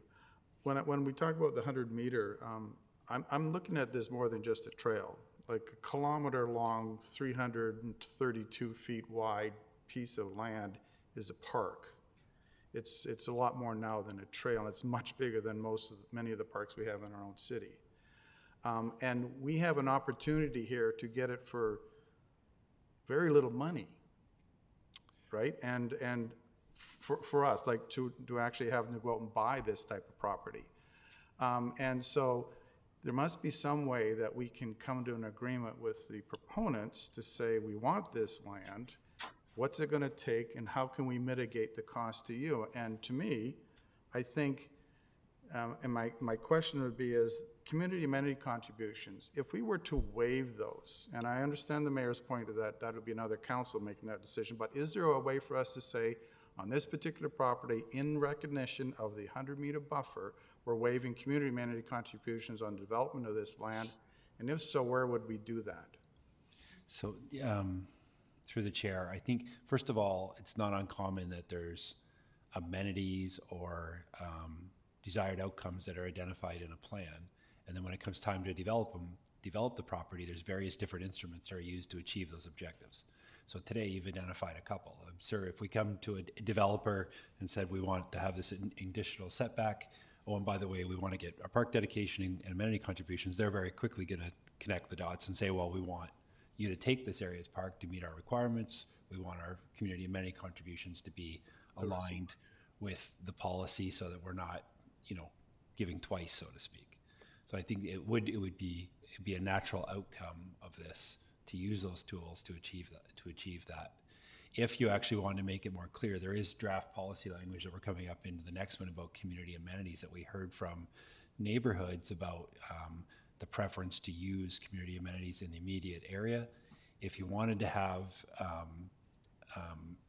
very specific policy in this section, you could add an additional policy after this section that just said that the city would support the protection of this buffer as part of any future community amenity contribution. I think that would give very clear, very certain direction on that. The one point I wanted to make, just clarify, when you mentioned park dedication and getting this as park, the policy speaks just simply to a buffer. It doesn't speak to this becomes park. So I just want to make that clear in the committee's mind is this could still very much end up being private property, would just have a covenant on it or some kind of legal instrument that would make sure that the vegetation's not being removed. The policy doesn't call for it to be park. That could be an outcome of the development, but that's not what the policy calls for. Thank you. So just to follow up, as a staff member, and you've been here for many, many years, will probably be here when this thing gets developed, I'm guessing. You've been here forever. Would that be, if we went with 100 meters, and the proponent came back to you and we'd like to take our community amenity contributions and our park dedication and apply it to this 100 meters so that it then becomes park, is that something that staff would seriously consider from the proponent? Well, I would have to defer to someone like somebody who's been here much longer than me, like Mr. Harding. But generally, I would say if an applicant wants to propose significant amounts of property becoming park, it's something we would always, review and consider. Lots of factors into that. But in this case, where we'd have policy that would put a value on that as a buffer, it would seem to me as a natural place for park. The 5% that we're talking about that we get through subdivision, keep in mind, it only happens on specific types of subdivision, so it's not in all cases. So if this happened to be a subdivision that triggered that 5% park, that would be a fraction, as I understand the math, a fraction of what the 50-meter setback, the 50-meter buffer area is. So anything beyond that would be well in excess of 5%. And if the city really wanted to acquire that as park, it would probably be more, even factoring in community contributions, you'd probably be looking something more more suitable. It would be purchase, not something that we would just simply negotiate through rezoning. Okay, thank you. Okay, I have Councillor Turley and Councillor Gesselbrat, and I'm just being aware of the time, so. Thank you, Chair. I'll be quick. There's been mention about blowdowns, and I just remind everybody the prevailing winds for that piece are from the southeast, so it's well protected by trees to the east, southeast of it. And then we do get some northeast winds, and it's protected by Gabriola. The only chance of some blowdowns, in my opinion, would be when we get our summer winds from the northwest, which is not that frequently. And I'd also like to ask a question of staff. I'm assuming that the 50 meters is from the middle of the, from the road allowance to 50 meters, whether the topography is like this 50 meters up, or is it top of like in the riparian zone there, the top of the rise? The way we've mapped it through here, through the chair, Councillor Turley, is just simply 50 meters straight from the edge of the right-of-way. Not the edge of the trail, but the edge of the right-of-way. Thank you. Councillor Gesselbrat. Thanks. I appreciate the comments by Councillor Brown, and I'd like to move the amendment to the motion there that to provide a minimum average 100-meter forested buffer between industrial lands and the Cable Bay Trail. So the inclusion of the word average. And seconded by Councillor Hemmens, and now speaking to the amendment only. Councillor Hemmens. Madam Chair, I think this shoots the gap nicely and gets us, I think we all want very similar things here, but we're kind of stuck. I think this gives us an opportunity to move forward. Thank you. Seeing no further speakers, I'm going to call a question on the amendment of an average of 100 meters. All those in favor? That's Councillor Gesselbrat, Councillor Hemmens, Councillor Martman, Councillor Bonner, Councillor Brown. All those opposed? Councillor Armstrong, Mayor Krogh, Councillor Thorpe, Councillor Turley, and motion passes. So now back to the main motion. Do we have any further speakers, or can I call the question? It's the main motion as amended. As amended? Yeah. Seeing no further speakers, I will call the question. Oh, Mayor Krogh. If I may, I don't honestly think that we've improved this motion, and it makes it even easier for me, arguably, to vote against it. Thank you. And before I call the question, I just have a question for staff. How do you work, is an average 100 meters feasible? Is it doable? What does it mean to the developer? Interpretation on the fly is a bit of a dangerous thing, but my sense today would be that it would mean when we got that detailed information that we were talking about, the topography, the environmental assessments, that there might be areas where the buffer would be less than 100 meters, provided that there was areas elsewhere on the plan that compensated for that and were over 100 meters. So on average, so it would help provide some flexibility. So on the motion as amended, Councillor Thorpe. Thanks, Chair. Very briefly, I won't support this. I don't see this as being substantially any different than the original proposed amendment to go to 100 meters. And I think if I was a developer, I would find this very disconcerting. I find that this is, quite frankly, anti-development and anti-business, and I think we had a chance to do something moderate that would have satisfied all parties, and I think this takes us in a new direction, which is not a positive one as far as I'm concerned. Thanks. Okay, with no further speakers, I just want to add that, I've got Councillor, okay. I just want to add, I don't see this as being anti-development or anti-industrial. I think we recognize that we need economy and we need jobs for the future, but we also need to protect our green space, and we also need to protect our tree canopy. And we've come across this area where we will be able to have a natural buffer if this passed, so that we would be able to still have this beautiful trail with a lot of natural trees and still have a large industrial piece of land. So all those in favor? That's Councillor Gesselbrock, Councillor Hemmens, Councillor Martman, Councillor Bonner, Councillor Brown. All those opposed? Councillor Armstrong, Mayor Crow, Councillor Thorpe, Councillor Turley. Motion passes. And we are finished with that particular section. And Madam Chair, I might suggest the other 10-minute quick recess now. That was a pretty heavy lift, and you can stretch your legs for 10 minutes. Okay, and then quick we can 10 minutes then. Thank you. 4:10 we will return.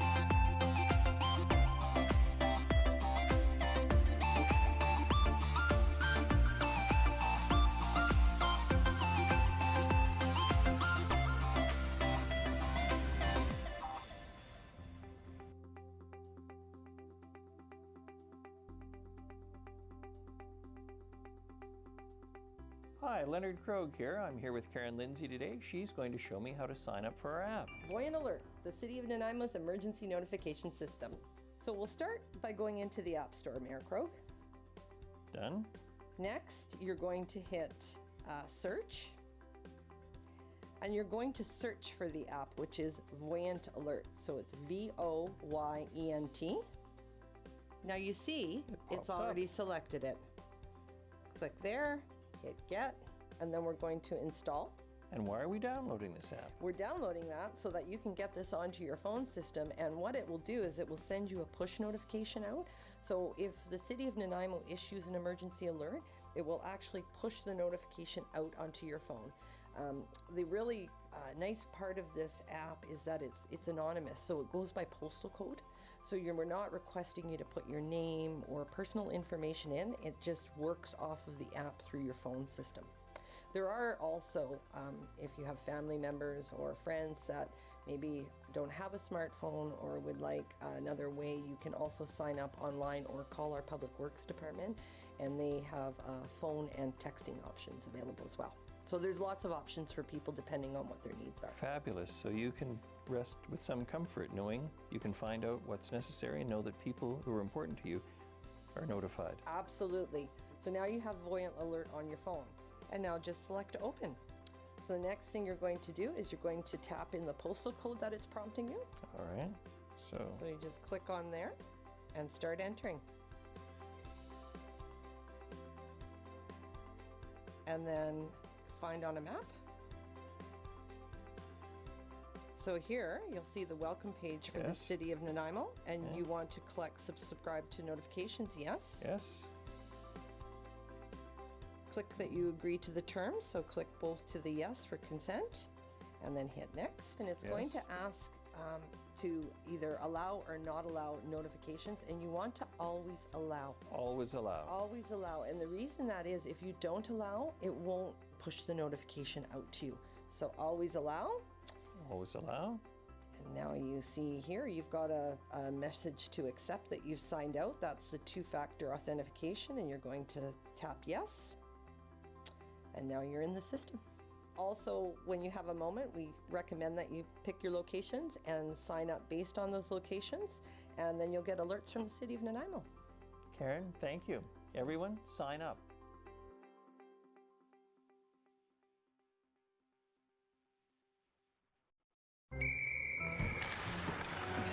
Down here, okay?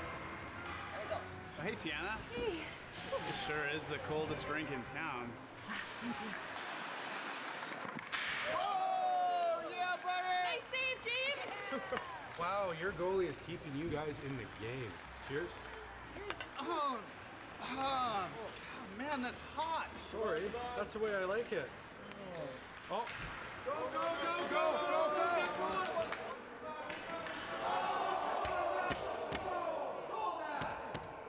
Penalty shot!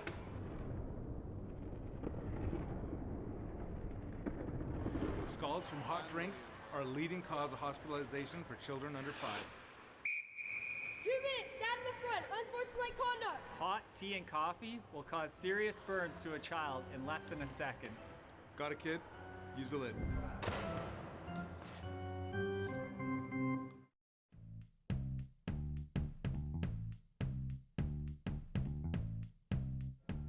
What we have here is the Real Ice technology that was installed at the Nanaimo Ice Center. It allows us to use cold water from traditionally hot water that we used to use for making ice. Basically, the water will come in through the bottom, go in through a vortex idea, making the air bubbles microscopic in size, which makes a better, more dense sheet of ice. Differences that you'll see with the Real Ice is there's less snow developed, so that's easier for cleaning, and also it's a denser, harder, clear ice. So the ice skaters will certainly enjoy that. And the city plans to implement Real Ice at our other 2 arenas as well.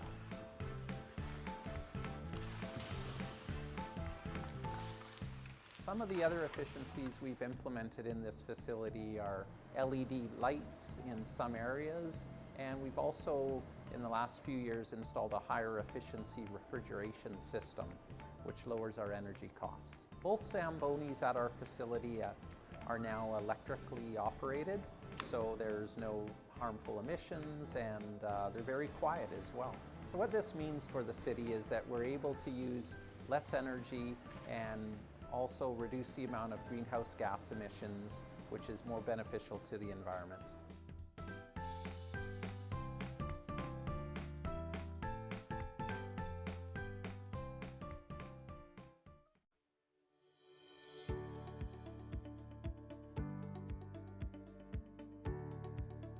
We're here at Bruce and Dundas.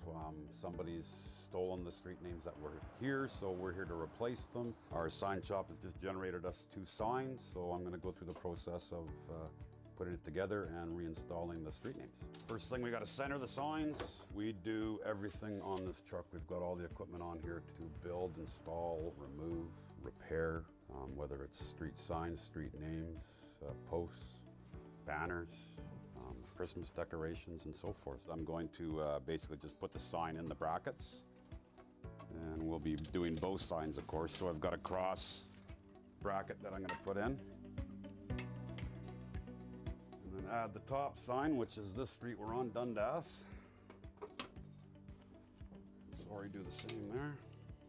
We put the street that we're coming up to on the bottom, so they all basically have the same. The cross street will be on the top.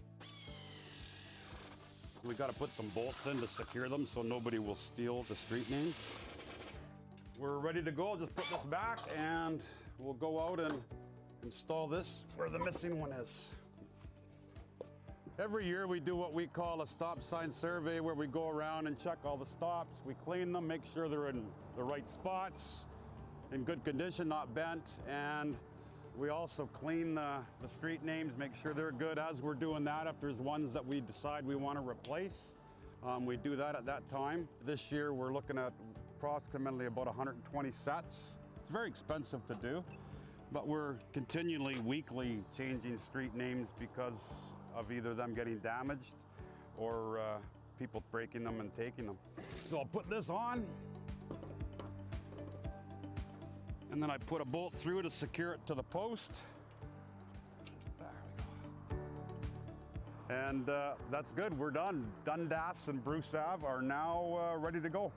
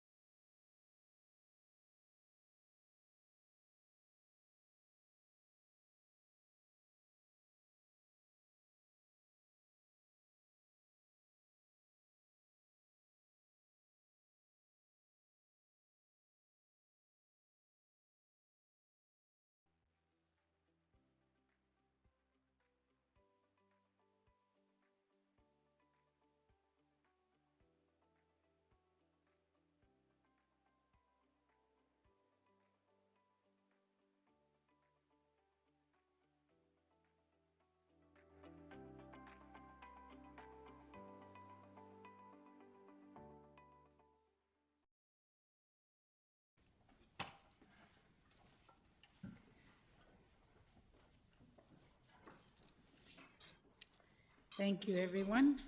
I will call the meeting back to order. And we are now on number 4, Draft City Plan Amendments, number 2, and this is on attachment B. And so first I'd like move the motion. Cheryl, seconded Mayor Krogh. All those in favor? Madam Chair, I just want to confirm that no member of council wants any of these pulled before you vote on. Sorry. Yeah. Yes, is there any items?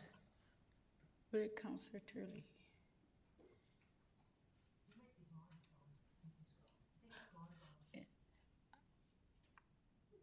Okay, is there any items that any councillor wish to remove before we move the recommendation? Councillor Bonner.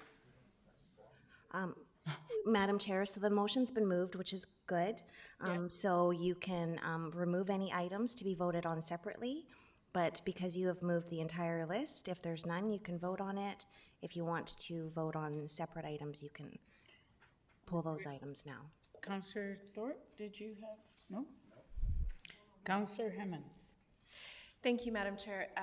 I hope I'm in the right place of the agenda here, but I did have some comments regarding the SFN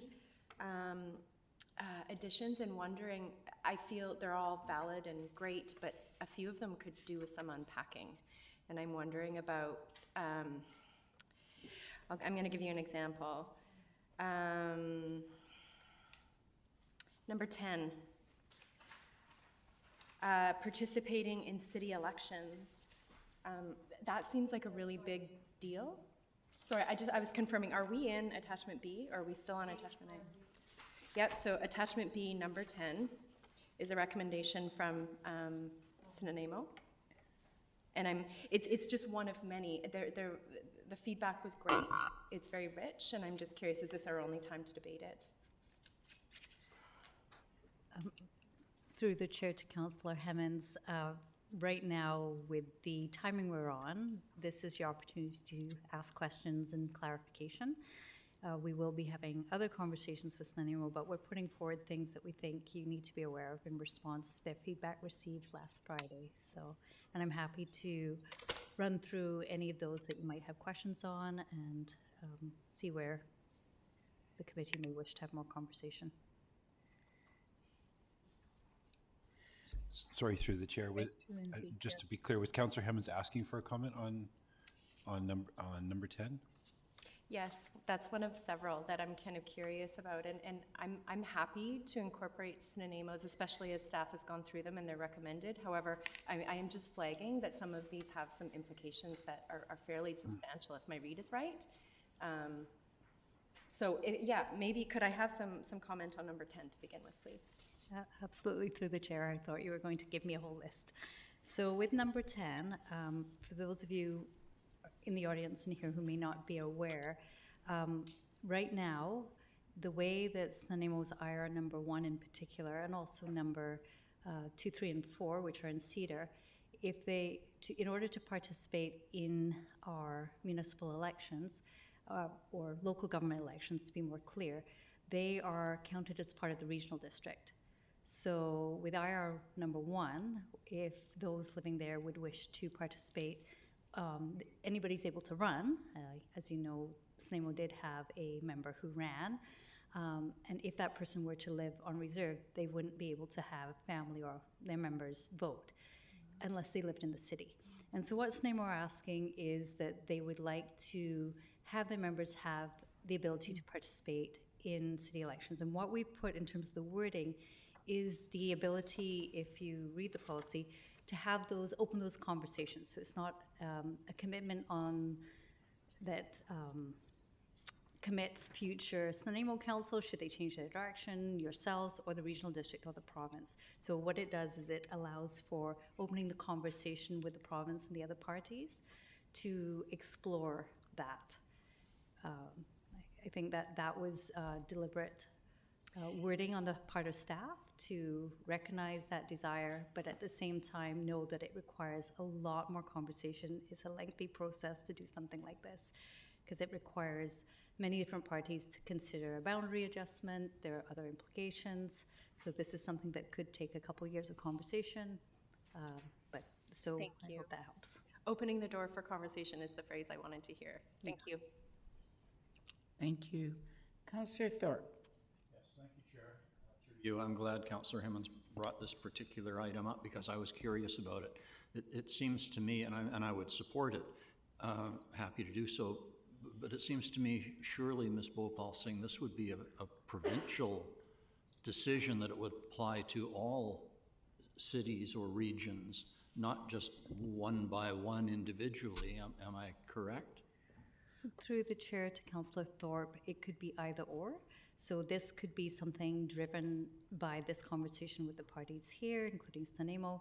It doesn't require, because there are examples of, I actually phoned the province, and there is an example where there is at least one municipality in the Lower Mainland where the way their reserve is, and it's called their meets and bounds, and the areas of a city actually includes the reserve, and they can vote instead of voting in a regional district electoral area. So right now, Stanemo in the Cedar area can vote in electoral area A, and then for number 1, they can vote for the electoral area C director. So that's how they can participate in local government elections, but not in our case, not in their adjacent municipal government. And it's to do with the way that way back when, I guess, regional districts and areas were incorporated, and how what's called our meets and bounds that define where we are as a city or where a regional district starts and stops. And again, it's only for the purposes of voting. It's not about us taking over the nation or anything like that. It's for the purposes of participation in elections. And we have yet to have in-depth conversations with anyone on this, so you'll say the key to wording in here is to investigate opportunities. And there may be other mechanisms besides changing the meets and bounds. And with that, I'll pause. Thank you. Thank you. Mayor Crow. Thank you, Chair. I was just going to point out what Ms. Bhopal Singh has already pointed out. It is, the wording is not terribly dramatic. It just says work with Snuneymuxw First Nation, et cetera, to investigate opportunities. I think it's a gesture of understanding and recognition of a path that I suspect will end up going down fairly soon at a provincial level in any event. So it advances reconciliation, but it's not committing us to something which is quote unquote illegal or improper, I think, in the circumstances. So certainly supportive of it. Thank you to Councillor Hemmons for pointing it out, though, so that everybody paid attention. Thank you. So I don't see us removing any items. It was just a question, correct, Councillor Hemmons? So we have moved and seconded. All those in favor? Any opposed? Madam Chair, before the vote is final, I think Councillor Bonner had a question. Did he? Oh, sorry.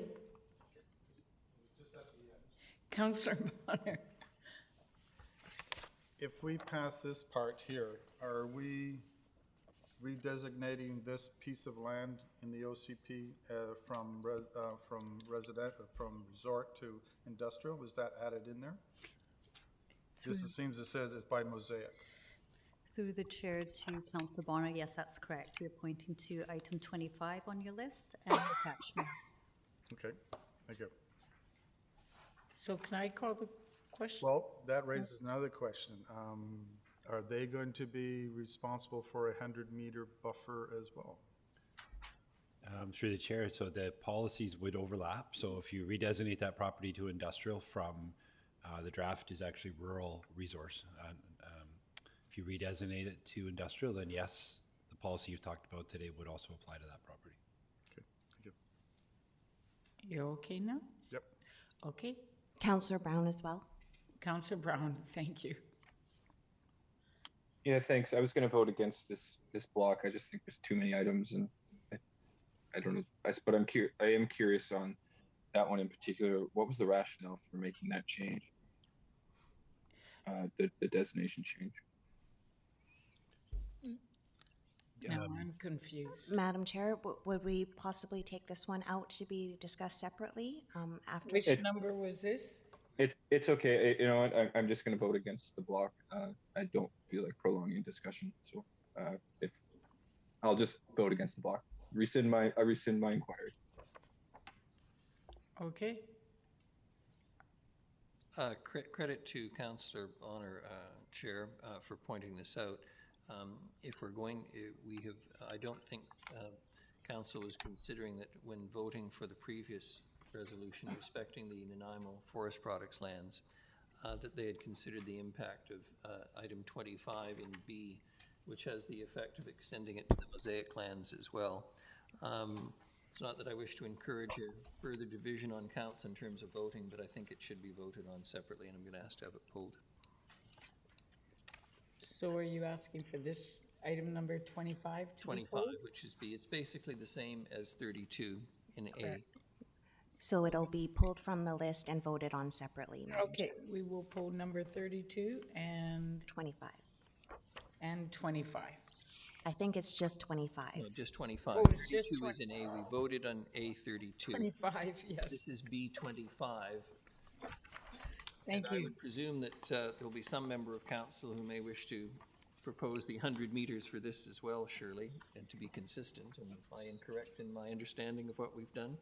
So my understanding is we moved and seconded for the block. We'll have a vote on that first, and then we'll discuss item number 25. Okay, all those in favor? Any opposed? Councillor Brown opposing, and motion carries. And now we'll move to item number 25 for further discussion. Mayor Crow. Thank you very much, Chair. It seems to me that if there are members of council who voted to and supported 100 meters, an average thereof, then we should be voting on exactly the same proposition for this piece of land. I can't see any reason why not to. Madam Chair, can I just clarify?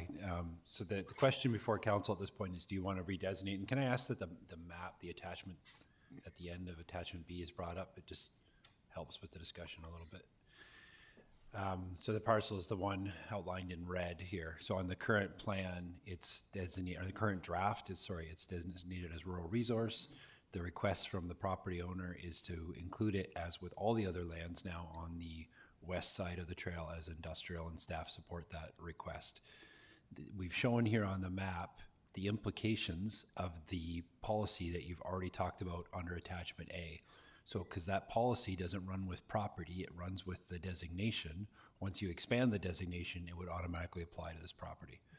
So, based on council's previous direction, if you supported moving this land to industrial, that 100-meter buffer would be a policy that would apply here. Thank you, Honourable Chair. I'm satisfied then. Okay, Councillor Bonner and then Councillor Geselbrecht. Thank you, Chair. I was going to point out the same thing that Mr. Lindsay just pointed out, is we've already approved the 100-meter. This would only kick in if we approve this one to be industrial. And I'm guessing it's only industrial on rezoning that we were looking at. Not that it makes that much difference, but it's right now it's because it's just in the OCP as industrial, but it only happens on the rezoning. I'm sorry, I'm not sure you understand the question. Does 100-meter buffer only kick in once it's zoned industrial? Sorry, I understand what you're saying. Yes, so it would be a policy that we would in turn work to apply at the time that they came forward for development, so for rezoning. So if they continue to develop or operate under existing zoning, the buffer does not apply. It's not in an operational bylaw, it's just policy. And that actually, so in that particular area is in silviculture right now. I'm guessing that's one of the allowed. On that property, I believe they're in what's called the private managed forest lands, PMFL, and you can see on the air photo, it's somewhat difficult. Maybe if we zoomed in a bit, you could see a vast majority of that property is actually cleared, fairly recently been cleared. I'm not sure how old these air photos are, but certainly not as much existing tree canopy cover existing there as there are on remaining properties. But you're right, if they have development rights, they could exercise those under existing zoning. Okay, thank you. And Councillor Geselbrecht. Thanks, Chair. Yeah, just a further clarification from staff. So this is currently zoned as resource land, and Mosaic hasn't come forward saying that they want it designated as industrial. They're okay with continuing having it as resource land, or did they make a request? Or so if you're talking about the actual zoning on the property, it's zoned AR1, I believe, which is agricultural, or sorry, rural resource land use, which is many of these properties are. They have not come forward yet to ask for a rezoning application. What they have asked for is a redesignation under the OCP so that their lands and this parcel, like the other parcel you talked about earlier today, actually straddles the trail. So everything on the area on the east between here and Joan Point Park is also part of the same property, but they're asking for consistency that you make the lands on the west side industrial as all the other properties around them. Otherwise, we'd have one small area that's rural resource surrounded by industrial lands. Right. And is this the first time that this has sort of been brought up, this particular chunk here with us? Yes, the earlier drafts showed you rural resource. We had a written submission from the property owner. Mm-hmm. We thought it was worthy of merit, so we included it as part of your attachment B for consideration. Mm-hmm. Yeah, I think just given its location on the trail and potential continuity with Joan Point Park, I think some further consideration exactly, does the whole thing we designate as AR, as industrial, or are there other uses that we might potentially foresee there in the future, like park-wise? And I guess I'm not really prepared to make a decision on this piece of land at this moment. I'm trying to say, so thank you. Thank you. Councillor Thorpe. Yeah, thank you, Chair. I apologize, but I just need to be clear on what I'm potentially voting on here. First, I'm sure there's many people in our community who would just love the city to find some money somewhere and buy the entire property as park, but I don't see that as realistic. But speaking to the proposed change here, I would support the designation moving to industrial, but if I support that, am I also supporting a new 100-meter average buffer, which I do not support? Well, I guess I got a problem. Sorry, can we go back to can we just keep the map up, please? And if we, on the image on the right, it shows what the impact of that buffer would be. So the buffer that you deliberated on earlier was for all industrial in this area. It wasn't just for the two properties. So if this area becomes industrial, by default, the policy in there about the 100-meter buffer would also apply to this property. Thank you. Councillor Armstrong. Thank you. Is Mosaic aware of the change to the 100-meter buffer from the 50th prior to their request? I'm on, through the chair, sorry, to Councillor Armstrong, I'm not sure if they've been following along. I know that they're aware of the designation current, and that they've put in writing a request to have it redesignated to industrial, but I'm not sure if they've been following with the discussion around the buffer. The plan that's been circulating in the community, obviously for the last 2 months, talks about a 50-meter buffer, so I would assume that they're aware of that. No, because that's 50, not 100, right? Because we've voted for 100. That's what I'm saying. So the plan that's been circulating in the community shows 50 meters. So I assume they're aware of the 50-meter discussion, but not the 100, I'm not sure if which may they've been change their aware. request to go to industrial, is my question. Like, is this fair for us to do this when they don't have the new knowledge that they may not want that industrial designation now with the change to the 100-meter buffer? That's my question. My sense from meeting with them and reviewing their correspondence is they would still want this area to be industrial designated, but just, like I said, just the portion west of the trail, not between here and Joan Point Park, just to be Thank you. And Councillor Bonner. Oops. Thank you. I sort of took my name out. I was just going to reiterate the fact that this buffer doesn't kick in until you actually rezone it industrial. So nothing's going to happen. We're just going to, in this time, redesignate the OCP that section of land is in potential for industrial development. It's entirely up to Mosaic what they do with it. Thank you. Thank you. Seeing no further speakers, I will call the question. All those in favor? Mayor Crow, Councillor Hemmons, Councillor Martman, Councillor Bonner, and those opposed. Councillor Armstrong, Councillor Gessabot, Councillor Thorpe, Councillor Brown. And I think it's a tie. Yeah, so the motion fails on a tie. Motion fails. So we move on. What do we do with number 25 then? It just stays? Mr. Lindsay, did you want to respond? Madam Chair, in the absence of further direction, it would retain the current designation in the draft plan, which is rural resource designation. Okay. Thank you. So we'll move on to the last item under 4, number 3, and this is attachment number C. So before we move, well, I'll ask for a mover and a seconder.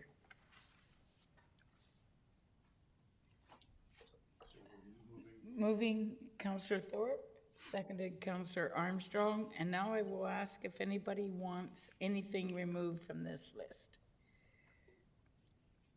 for reconsideration. Councillor Gessabot.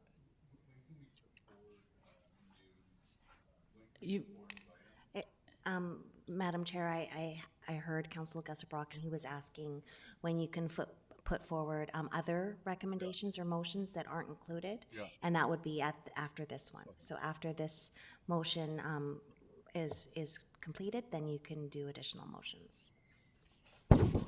Does anybody have nothing that wants to? Councillor Bonner, no?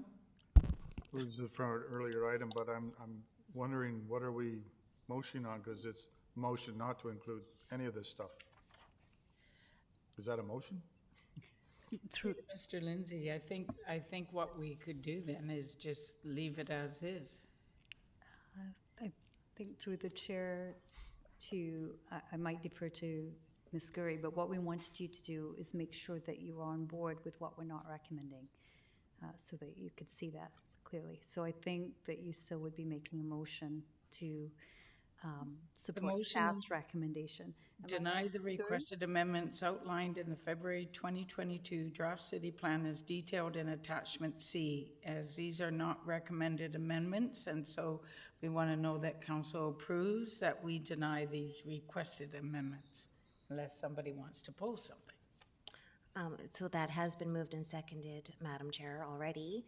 And yeah, a positive way to have put it would have been that council supports staff's recommendations to not proceed with, but that's not the motion that's on the floor. So, but that's the general idea. So a motion would be helpful that staff have that direction from council, that you're aware staff's recommending not to proceed, and you agree with that, that recommendation. Right, that's what I thought the motion was on the floor, that we deny, accept, okay. So I'll call the question then. All those in favor? Any opposed? Is Councillor Brown opposing or in favor? In favor. Motion passes. Thank you. Then now would be the proper time before development permit if anybody wants to add anything else. Councillor Gessabrock. Oh, and I got Councillor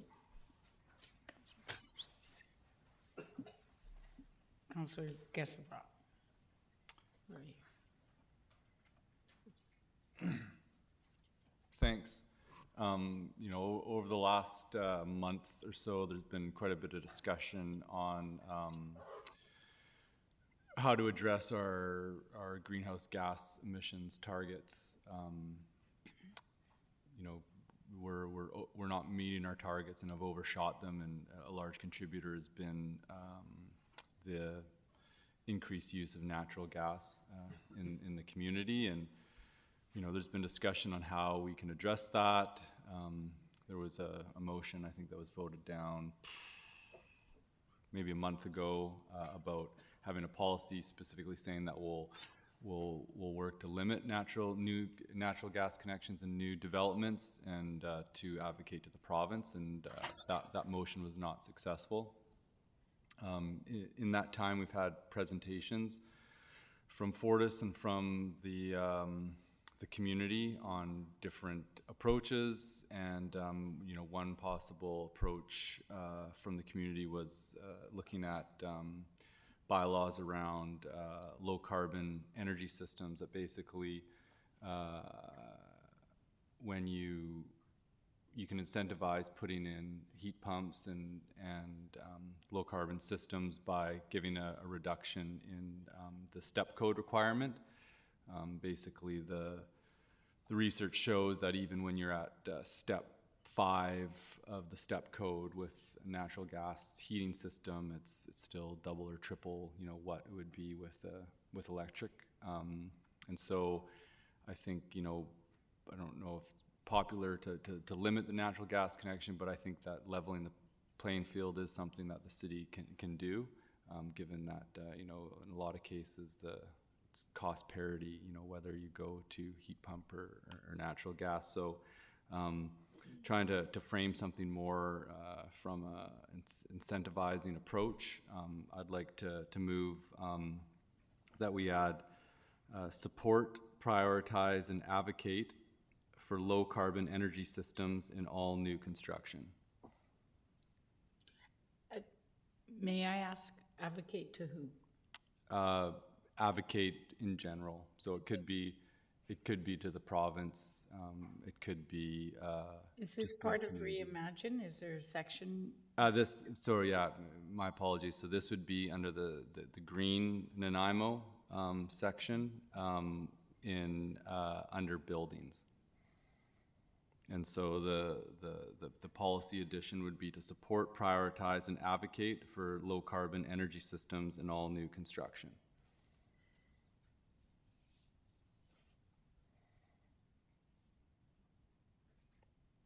And I'm not sure where to go from here. I'm putting the motion forward. If nobody wants to second it, that's fine, but. Seconded by Councillor Brown. My concern is, we're talking with Reimagine, right? So if we could get a section, and I see Ms. Bopusing looking through the Reimagine, which I know it's under the environment, and I know it was a statement we had. I can speak to it if it's okay. But we need to know what section it was. Yeah, so the section is in green Nanaimo. And then there's a section within that in buildings. If we want the number here, I'll see if I can pull up the plan. Through the chair, you're looking at somewhere around C1.1.4 on page 56. 56? 56. And it's about feeding into our environmental goals, correct? Yeah. So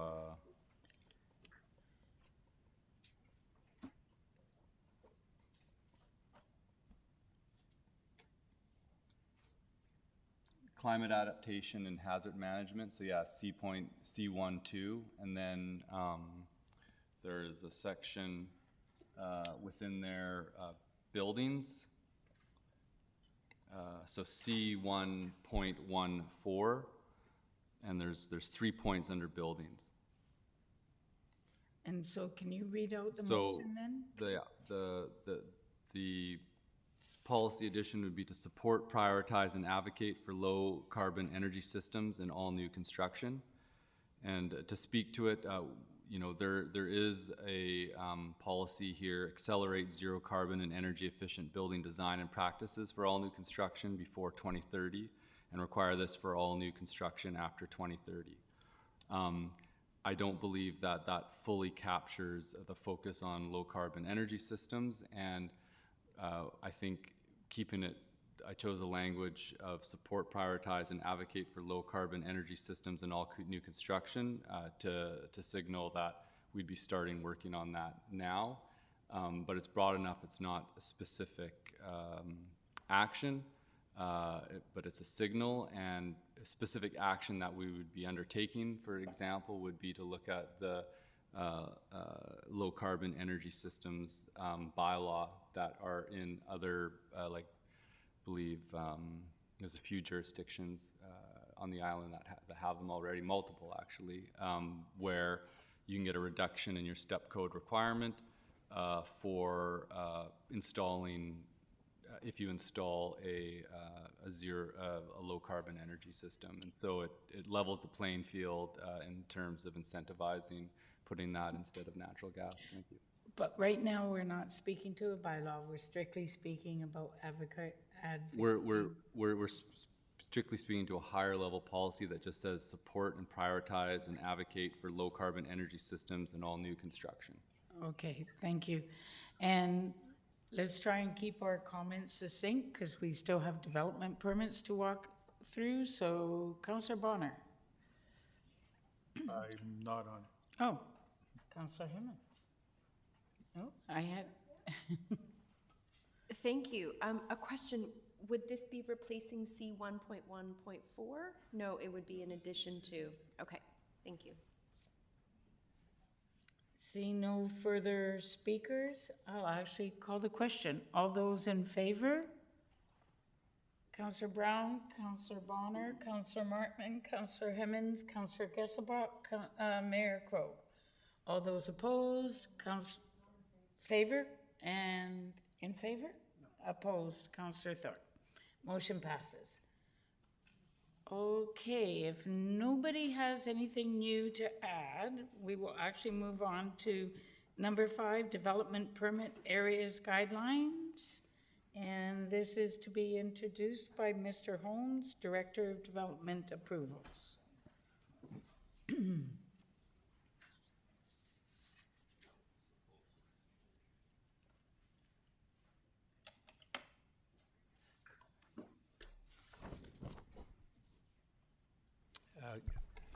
Thank you. Good evening, and apologies for the short delay here. Or sorry, good afternoon. I'm usually on the evening shift, but this report is an information report to the committee that presents draft bylaw, zoning bylaw amendment, bylaw 4500.199 that proposes to introduce a number of changes, but I guess most notably including development permit area guidelines in the zoning bylaw in support of Reimagine, the city plan. I'll just try and step through quickly what's proposed here and some of the reasoning behind the draft that's presented here for information. So I won't get into too deeply, but the report touches on the Local Government Act framework for development permit areas, the purposes that they can be designated for within your official community plan, and explains a little bit about the purpose of guidelines, and effectively guidelines are adopted in support of development permit areas. Guidelines identify how development can occur in a manner that is consistent with the objectives of a development permit area.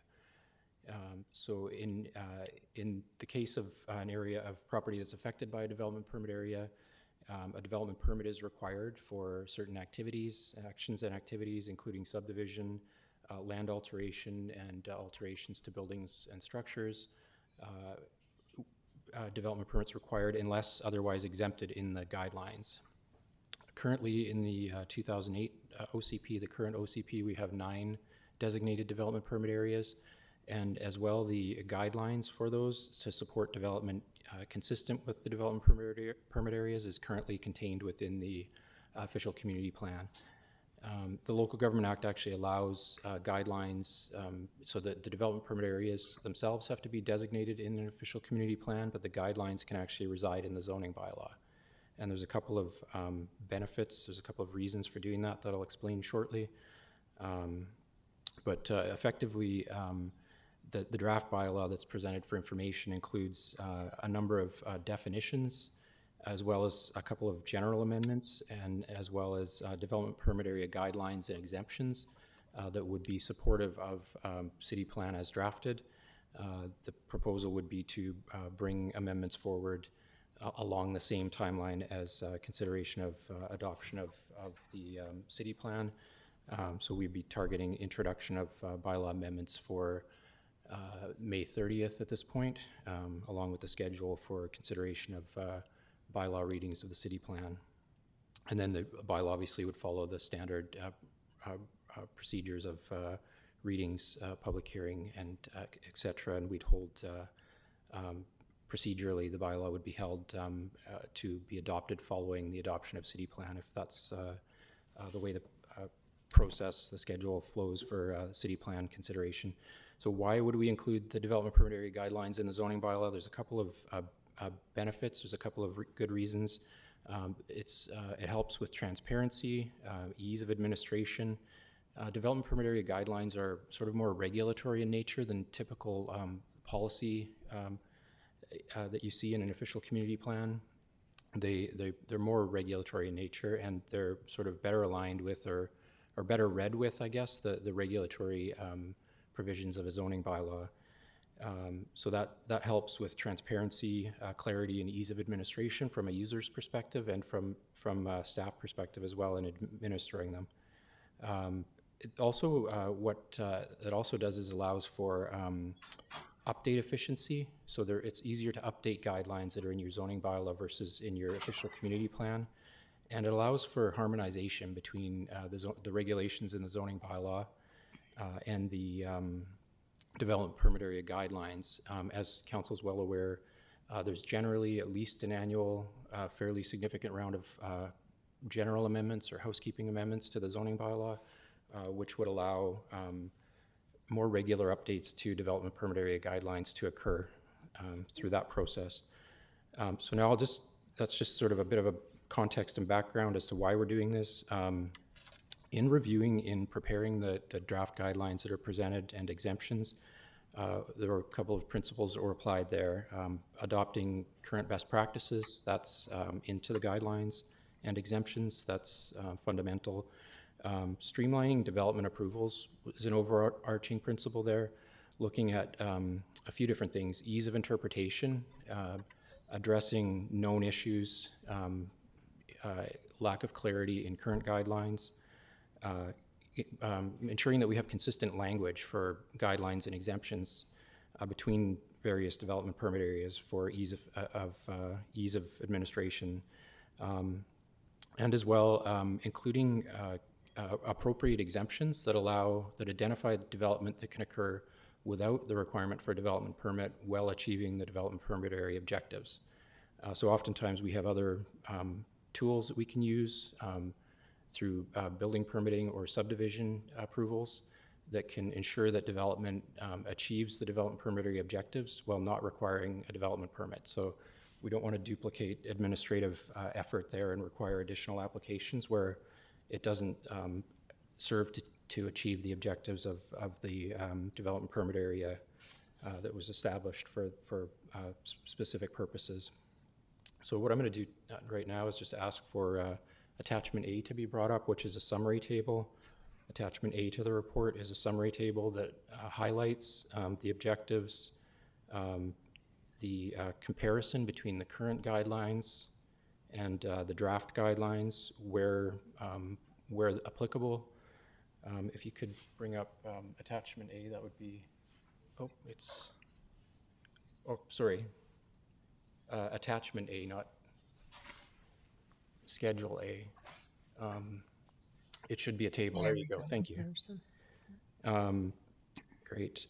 So it highlights the objectives, the comparison between the existing, if there is an existing equivalent development permit area, and the proposed, and also just a few highlights of what's been identified, what the focus areas are, significant changes in the case that it's comparable to an existing development permit. set of development permit area guidelines. So I'm just going to quickly touch on what we have here. We have this table identifies proposed 8 development permit areas, and the current official community plan, the 2008 official community plan, includes 9 development permit areas. What's happened is we've actually added 3 development permit areas, and then we've actually consolidated a number. So we've actually ended up with additional development permit area, or sorry, 1 fewer development permit area, but we're actually achieving additional objectives, which I'll highlight here in a second. So that's some of the, I think some of the improvement in efficiency here is demonstrated through that. Specifically, so with development permit area 1, proposed development permit area 1 here on the table, you can see it's established for protection of environmentally sensitive areas, watercourses, terrestrial ecosystems, and the marine foreshore. And that's referencing Schedule 6 in the draft city plan. So currently, that is effectively development permit areas 1 and 2. Development permit area 1 is watercourse protection currently, specific to riparian area protection regulation, applicable watercourses, and then development permit area 2 is environmentally sensitive areas more generally. Council gave specific direction to enhance the guidelines that apply to the protection of environmentally sensitive areas through this development permit area review. You'll recall we took a report through the Environment Committee and came out with some recommendations on some key principles, some key objectives to focus on in going through the enhancement to the environmentally sensitive areas protection through development permit area. And I've highlighted these here. So this effectively combines development permit area 1 and 2 and enhances the objectives. It prioritizes avoidance of encroachment. It makes it clear that avoidance is the first priority, so avoiding going into the environmentally sensitive area. And then it looks at enhancing mitigation and compensation requirements if avoidance can't be is not possible. So if encroachment's required, the development permit area guidelines now emphasize mitigation and compensation requirements and clarify those. There's improvements to transparency and clarity in what's considered in evaluating a development permit. So if somebody cannot avoid going into a development permit area, there's enhanced clarity in what's considered to allow that and to consider a development permit for that encroachment. It also requires a biophysical assessment. That's item 4 on the list here, with a broader consideration of values than currently would be required, say, for instance, for development permit area 1. It also includes, it changes item 5 here in that list under development permit area 1 highlights. We focus on, rather than no net loss, which is the current principle guiding where there's an encroachment into a development permit area, the focus now is on net gain in the functional habitat of the environmentally sensitive area. So rather than focusing on no net loss, the focus is on net gain. Also clarification on around the item 6 there on that list, inclusion of detailed restoration, planting and maintenance standards. So clarification on, rather than leaving up to the qualified registered professional entirely what the restoration and maintenance standards are, there's clarification on a standard set of requirements. As well, item 7 there is a requirement for QRP monitoring for post-development inspection and reporting, which is an enhancement to the existing set of guidelines. I'm not going to go into every one of these in this depth, but I thought that was important to cover for development permit area 1 proposed environmentally sensitive areas protection because of the specific direction provided by council in that regard. And I have Councillor Armstrong. Did you want to wait, or I can wait. Okay. I have 2 questions, but I'll wait. Okay, sure. Thank you. I'll try and get through the others a little bit more quickly here. The next one, Development Permit Area 2, is largely consistent with, and I'm happy to take questions on any, but Development Permit Area 2, you can see it at the top of the page, is largely consistent with Development Permit Area 3 in the current OCP, which is related to protection of development from hazardous slope conditions. A new Development Permit Area 3, is actually coming from direction recommendation provided in the Climate Change Resilience Strategy, and that's for the establishment of a Development Permit Area to address sea level rise, to help protect property and development from the impacts of sea level rise through climate change. And that's right out of the Climate Change Resilience Strategy. Development Permit Area 4 is related to protection of property and development from a known hazard. It's a human created hazard, abandoned mine workings hazard, which is not entirely unique to Nanaimo, but is well known and documented in the city. Obviously, part of the industrial history, coal mining, there's certain hazards that go with undermining of certain areas of the city, and generally those hazards are well addressed through existing building permitting and subdivision processes, but this brings a level of transparency and consistency to addressing that hazard. Development Permit Area 5, a wildfire hazard development permit area, that's another one that comes from recommendation from the Climate Change Resilience Strategy. The areas that would be affected by that development permit area, again, sorry, on the left-hand column, I've identified the schedule that identifies the areas that fall within that development permit area. In this case, Schedule 10, draft Schedule 10 of City Plan. So I can, again, a pretty obvious purpose is to provide guidance to minimize the risk to people and property from wildfire hazard. Next, Development Permit Area 6 is relatively unchanged. It's steep slope development permit area. It's really a development permit area that's aligned with steep slope zoning in the city's zoning bylaw that encourages cluster development, more sensitive development in steeply sloping areas to preserve natural features and to avoid hazardous areas and to more sensitively develop our steeper hillside properties. That development permit area has been in existence for a number of years in the city, and there are no substantial changes proposed here. The next one, Development Permit Area 7 in the draft city plan, again, consistent with existing Development Permit Area 4 Nanaimo Parkway design, and that's been in existence since the establishment of the parkway, basically to guide and maintain, reinforce the green aesthetic and natural vegetative character along the parkway. So no significant changes proposed there. And I guess overarchingly, looking at this, again, our review is based on updating the guidelines, existing guidelines, if possible, to improve consistency, administrative efficiency, clarity, and to identify actions that can occur that don't trigger a development permit while still meeting the development permit area objectives. And the final development permit area 8, form and character, that's actually consists of a number of development permit areas currently that we're proposing to be consolidated into one. They're all predominantly their form and character development permit areas.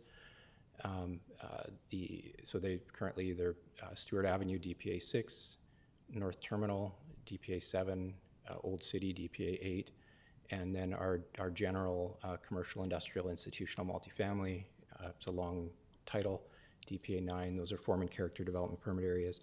There's a couple of, so obviously those those ensure a high level of design and quality and to meet specific objectives to enhance the form and character of development taking place in the case of the general form and character development permit area across the entire city. There are specific guidelines identified on draft Schedule 13 that would apply within specific neighborhood areas based on guidelines that are established in neighborhood plans. And that's proposed to be consistent and actually clarified through city plans. So it'll be clearer to people developing, and it'll be clearer to residents where the specific neighborhood plan specific guidelines apply. That'll be clarified through some additions, enhancements to the schedule. So I just wanted to touch on a couple of highlights to the form of character development permit area, and then I'm happy to take any questions. So highlights actually in this case are, so we're not actually proposing to change the reference to guidelines. So the guidelines that are guiding development would be consistent with what they currently are. That's beyond the scope of this project to the city plan to actually look at reviewing in their entirety the applicable form and character development permit area guidelines. We would see that as a project going forward in the future, and that would actually be aided by, the ease of that would be aided by the guidelines being in the zoning bylaw rather than the official community plan. It's part of the objectives of this project. So to look at a more fulsome review of guidelines that apply within form and character development permit areas at a later date as a separate project. But in reviewing the guidelines that do apply, we did focus on exemptions. And there's a couple here that I'd like to highlight for council, just to raise awareness. Obviously, attachment B to the report contains the full set of guidelines and exemptions, and happy to take questions on those. But just to highlight 4 here under, so highlights C for development permit area 8. So allowance for minor additions of the lesser of 25% gross floor area or 100 square meters. So currently, so that allows for minor additions to existing buildings. It's currently provided for in the development permit area guidelines that exist. There's an exemption, but it's based on a construction value of $150,000 of construction occurring within the last 5 years. So there's a couple challenges there. What does the construction value apply to? And obviously it's not keeping up with inflation. So we're looking at appropriate additions to area of building rather than construction value. Hopefully that makes sense. This one, number 2, is fairly significant, and I wanted to flag it for council. So construction of up to 4 dwelling units on a lot without requiring a development permit. Now, I want to just highlight right away to clarify that this is proposed to apply everywhere in the city other than the Old City neighborhood. So currently, the Old City neighborhood, a development permit's required for 2 units or greater. So a duplex, triplex, quadruplex, anything 2 units or greater in the Old City requires a development permit. So we're not proposing to include this exemption in the Old City neighborhood area, but this exemption would allow for 2 and 3 unit developments to occur in the remainder of the city without requiring a development permit. And there's a couple of reasons we're looking at that. Obviously, everybody's aware there's a housing crisis. We're looking at, I've mentioned before, we're looking at trying to ease the administrative burden to when we can improve the efficiency of development approvals, and we're looking at sort of the value added to those types of developments. So we're looking at the ability to have some of this gentle infill density. We're seeing a lot of projects in that range of 2 to 3 units, or sorry, 3 to 4 units. Currently, those require development permit approval. What this also aligns with is currently anything 4 units and under does not trigger works and services under the city's building bylaw. So this aligns with, so basically 3 and 4 unit developments would not require a development permit, and they would not trigger the requirement for works and services. So some incentive, some removal of barriers to those smaller scale infill developments. There's a provision I'm going to highlight unless a variance is requested. If somebody's requesting a variance to the zoning bylaw or parking bylaw provisions, then we think it would be appropriate to review the proposed development through a development permit process. So that's just one I wanted to spend a little bit of time highlighting. Number 3, This is a clarification, really. So the Local Government Act does not provide for form and character development permits for institutional buildings. Currently, the official community plan suggests that only renovations to public schools operated by School District 68 are exempt from that requirement. This clarifies that it's institutional buildings and structures more broadly. And number 4, the last one I'll highlight here, is allowing for accessory buildings. So accessory to small accessory buildings, relatively small, accessory to commercial or industrial uses to be constructed not located between the principal structure and the street.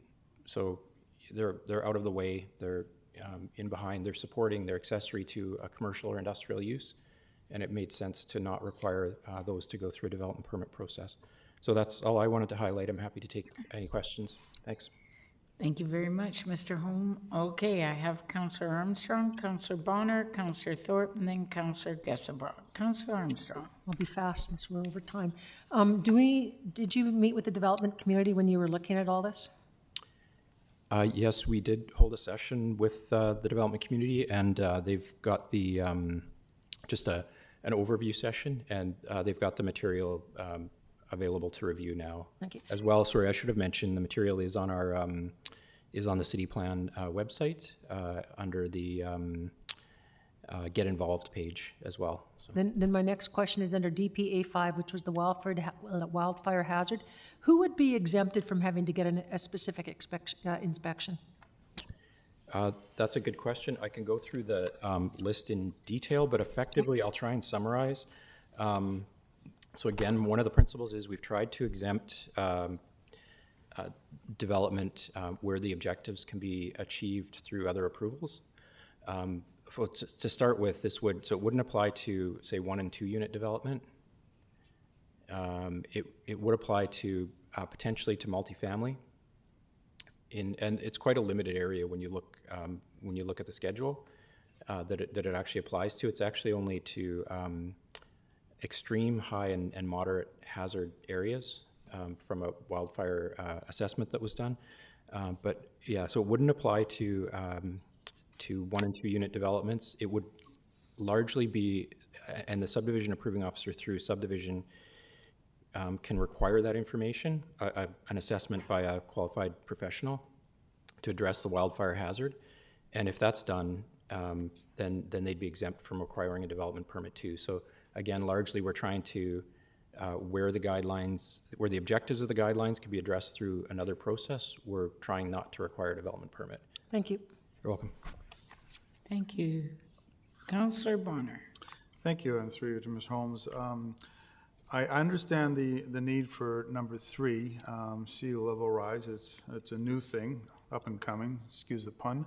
But I have a question regarding abandoned mine workings. And in our schedule here, it states, may not accurately reflect actual extents of mine workings. So we're sort of, if we go to the edges of these things where you might have a building that's actually in that area that now requires a development permit, and in theory there may be no mine under there because we're not exactly sure where they all end, or there could be another person who's on the other side of it and is over mine because we didn't know it was ended there. So how do we create fairness in here? And what were we doing before this? Yeah, great question. So currently that information, the mapping is based on provincial records, and it's historic. It's not exactly accurate. It's been found to be fairly accurate in the past, but yeah, believe it or not, there's a rule of thumb that's been applied that would be the scale of the thumb of a specific building inspector on a paper map. This is going back historically to identify if it was more than his thumb width from the area identified in the mapping. So that's just a bit of an anecdotal historical application of the information that we have. But yeah, right now we are applying. So it doesn't really apply a new requirement to development. because through building permitting and subdivision, we currently review those records. And if a property is impacted by or known underground mine workings, according to the records that we have, we'll ask for the appropriate professional, a geotechnical engineer, to evaluate, to confirm if in fact it is undermined. So there may be exploratory work required to confirm that. Madam Chair, can I just add to that, because I think it's an important question, and the part of the real benefit of creating a development permit area is, as Mr. Holmes said, it's always been a requirement for development. So if you come in to subdivide or build a new home or whatever it is you're doing in those areas, we would look at the provincial mapping and say you need to get a geotechnical report that basically says the land is safe and suitable for the intended use. The problem has always been those are provincial records and the average person doesn't have access to them. So when you look at buying a property or developing, you don't know where these areas are. So the real benefit from our mind is not one of an extra process, it's the ability to clearly communicate this to people and say, okay, these are areas, not that people have to be panicked about, but areas that, when you come to develop in these areas, there's a special step or special consideration. So it's not as new as much as it's just a better form of communicating that information. So we're not doing the thumb thing anymore. That was, to be clear, that was about 30 years ago, so it hasn't been recent. But my next question is on the wildfire hazard, and I'm looking at that schedule, and it seems an awful lot of DP for two tiny dots on a map that are in an area which I don't even think anybody's building right now. Are we updating this map? Is it okay through the chair to Councillor Bonner? Yes, the map has been updated. So I think what you're looking at, that draft probably only reflects extreme and high hazard properties. Yeah. Mm-hmm. Which were very few. So moderate properties have been subject to, like, properties that are at our moderate risk for wildfire hazard have been added to the draft that you'll be seeing coming forward. And what I should highlight too, and you're correct, like a lot of those are already probably, they're probably impacted by other development permit areas, or they're like steep slope development permit area, or they're in areas that are, forested obviously, or not, they may be subject to other development approval requirements. The other part of it too, in looking at this, and it did come from the climate change resilience strategy, is these are the known areas that we have now under the climate conditions that occur now. As we go forward in reviewing updates to the official community plan in years to come, we can reevaluate and look at, has that risk changed? So it's putting that tool in place. It's raising awareness.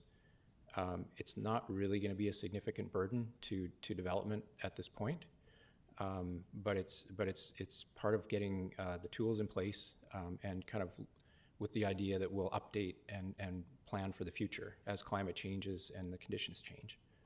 Is there any way for developers who are thinking long-term in the future, have purchased land, to be aware that their land may or may not become fire hazard? Because I'm curious how this little tiny red dot up near Lini Valley got there. Yeah, there would be, obviously, any update would go through a public process. Any update to the OCP in the future would go through a public process. I guess my question is, if someone buys land and they're thinking of developing it 10 years from now, what things should they be looking at now in case they get designated at the next review and all of a sudden they're in an extreme fire hazard area? I guess through the chair again, I could add that I guess right now somebody should be thinking along those lines. We could ask for that information now. This adds a transparency aspect to it. If you're adjacent to a hazard area or you're subject to similar conditions, maybe it's something you should look a little more closely at as a prospective developer. Okay, thank you. Thank you, Councillor Bonner. Councillor Thorpe. Chair, through you, a couple of comments, if I may, to Mr. Holm. Thank you, Mr. Holm. One thing that struck me as I read through this was the section on Nanaimo Parkway. Maintain and reinforce the green aesthetic. natural vegetative character along the full length of the parkway, because recently as I've driven along the parkway, it has occurred to me, quite honestly, that we seem to be losing that green strip more and more through whatever reason, I don't know. But in places it looks quite sparse, and I notice more and more signage is actually visible as you go along the parkway, which is contrary to our signage intent. So I think that's an important one to revisit, and if I was going to be cheeky, I might suggest a wider buffer be needed, but I won't go there. I did want to ask the question that Councillor Armstrong asked, because what you're proposing definitely affects the issue of development permits and applications, obviously. And it comes back to that balance that I mentioned earlier between environmental concerns and development wishes. So I heard you more than once say that you had input from the Environment Committee and from a climate change group, and that's fine. But I would like to be assured that you've had equal input from the development community and possibly from the Nanaimo Prosperity Corporation when that gets in a position where it can give some feedback as well. So can you give me that assurance? I can, yes, thank you through the chair. I can definitely assure you that there was very focused discussion on based on council direction through the Environment Committee on one development permit area, or sorry, two, that's now one for environmentally sensitive area protection. And there has been more broadly, there was actually a bit of a focused dialogue on the form and character development permit areas with the design panel. That was council direction. And there has been as well a dialogue with the development community and the materials available for their input as well. The Nanaimo Prosperity Corporation, I can't speak to, we have not specifically referred.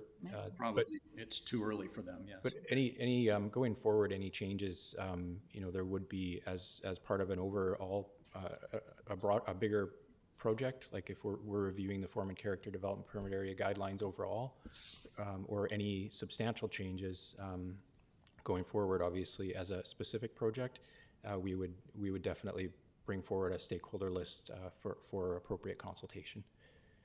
Yeah, thank you. I guess especially when I looked at the environmentally sensitive areas and the proposals there, which I don't necessarily disagree with, but they seem quite stringent, and I'd be very curious to know what the reaction of the development community was to them, if and when that happens. Yeah, you may hear, but yeah, they were actually, our current framework, our development permit area framework for environmental protection is quite sound, so it won't be, a lot of it won't be that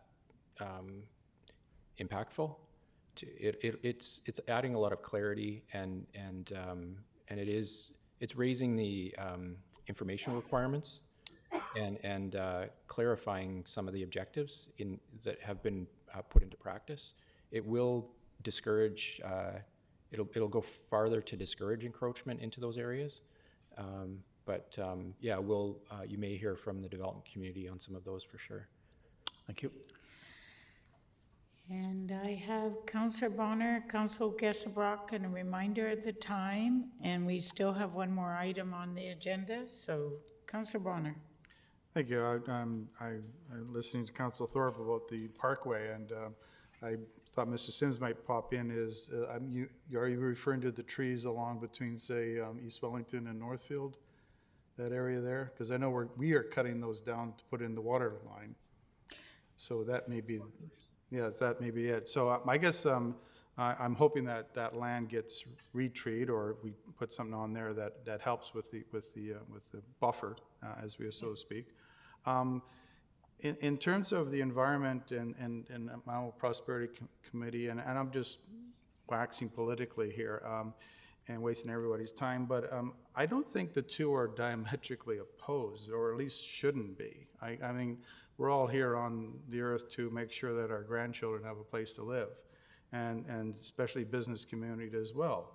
And so I think we want to hear from everybody, but I don't believe that you need to have this thing to diametrically oppose this side, so you have something in the middle sort of thing. That's my thinking, so thank you. Thank you, Councillor Brown. Councillor Gesselbrock. Thanks. I just would like to, one, thank. Oh, sorry.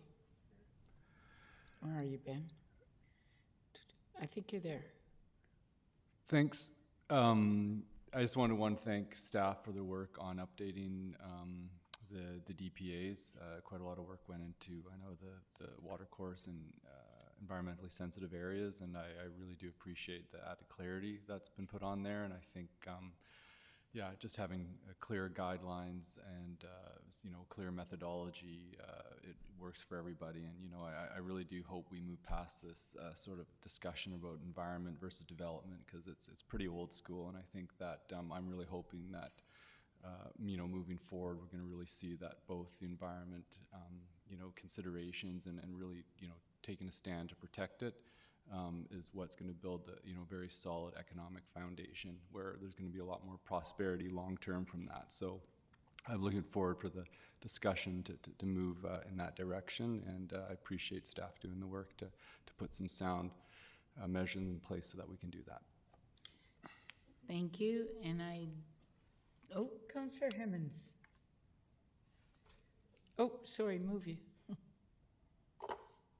Thank you, Chair. And very quickly, we received an email regarding a neighborhood. Thank you for this. Council received an email regarding form and character revisions that exist in the old OCP, or the one that we're about to replace, and they don't exist anywhere else. Could you just give some comment to that, please? Will they be protected going forward? Will they be listed elsewhere, et cetera? Thank you. Yeah, sure. Thank you. Through the chair. So that was Brecon, Newcastle area that was referenced. So the development permit area guidelines. So currently, actually, I showed on the screen overhead a bit ago. We had 4 development permit areas. We had Terminal, Stewart, Old City, and General development permit area for form and character, and those are being consolidated into one development permit area for form and character. If you look at the development that's proposed anyway, but if you look at the guidelines that actually exist in the current OCP for Terminal Avenue and Stewart, they are reinforced elsewhere in policy and guidelines. They're actually tracked back to they existed in at least more or less their current form in 1996, and there have been subsequent guidelines and engineering standards and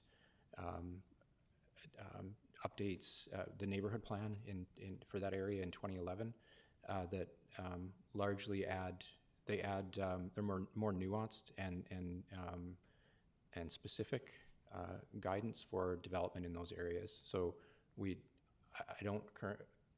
right now don't see a lot of value in retaining those. They are addressed elsewhere. And it does create a more, it's clearer and it's more consistent as far as what guidelines apply in those areas. Thank you, I appreciate that. Thank you. And I don't believe there is any motion here. This was for information, so we'll move on to number 6 on the agenda, which is next steps, to be introduced by Mr. Lindsay and Ms. Balpusing. Okay. Right, Council, we are going to just highlight one slide here and take about no more than 3 minutes to wrap up here. So we've achieved a mammoth amount today, and I'm very grateful that we got through this agenda without needing an additional meeting. So if you look at the slide ahead of you, what you'll see is we are now at the May 9th GPC with your recommendations and directions of the steering committee of the Reimagine process. Next step is for all these recommendations to go through May 16th, Council for consent, and then proceed to bring back for the May 30th agenda a draft or revised city plan along with the bylaw for adoption. And at the same time, and one of the reasons Mr. Holm has brought forward the development permit guidelines is the zoning bylaw amendment will happen at the same time. And this makes sure that the current guidelines in our current OCP, nothing's lost. There's a nice transition. I'd like to really especially thank Mr. Holm and Ms. Brinkman for their work on the development permit area guidelines and cleaning that up for us. That's a really major undertaking. And one of the things I'd like to emphasize is by pulling the guidelines into the zoning bylaw, you're more able to frequently tweak them and update them than if they were part of the official community plan or the draft city plan. So then the next step after May 30th, should council give the draft city plan first and second reading, will be a approximately 3-week formal referral period. We have had many conversations already with some of those formal interest groups. The community also has a chance to give input. And then we are heading to June 22nd for a special public hearing. And for those who weren't listening at the beginning of our presentation, aiming for a July 4th, 3rd and 4th, and a reading and adoption of the draft city plan. So I'd like to emphasize that what we've done today is mammoth. There's a team behind me and sitting back at City Hall who've done a tremendous amount of work in a very short space of time to get us ready for May 9th. And they will be rapidly working as we speak to prepare some of the changes to the draft city plan. So with that, I think that's all I've got to say. And a big thank you to our community and to you as our steering committee. And if I'm breathing a sigh of relief, it's I am very grateful for where we're at today. Thank you. And thank you for all your work and everything that everybody does. So I don't know if we have any questions. Nope. So I need a move for adjournment. Councillor Hemmons, seconded. Councillor Bonner, all those in favor. Thank you, everybody.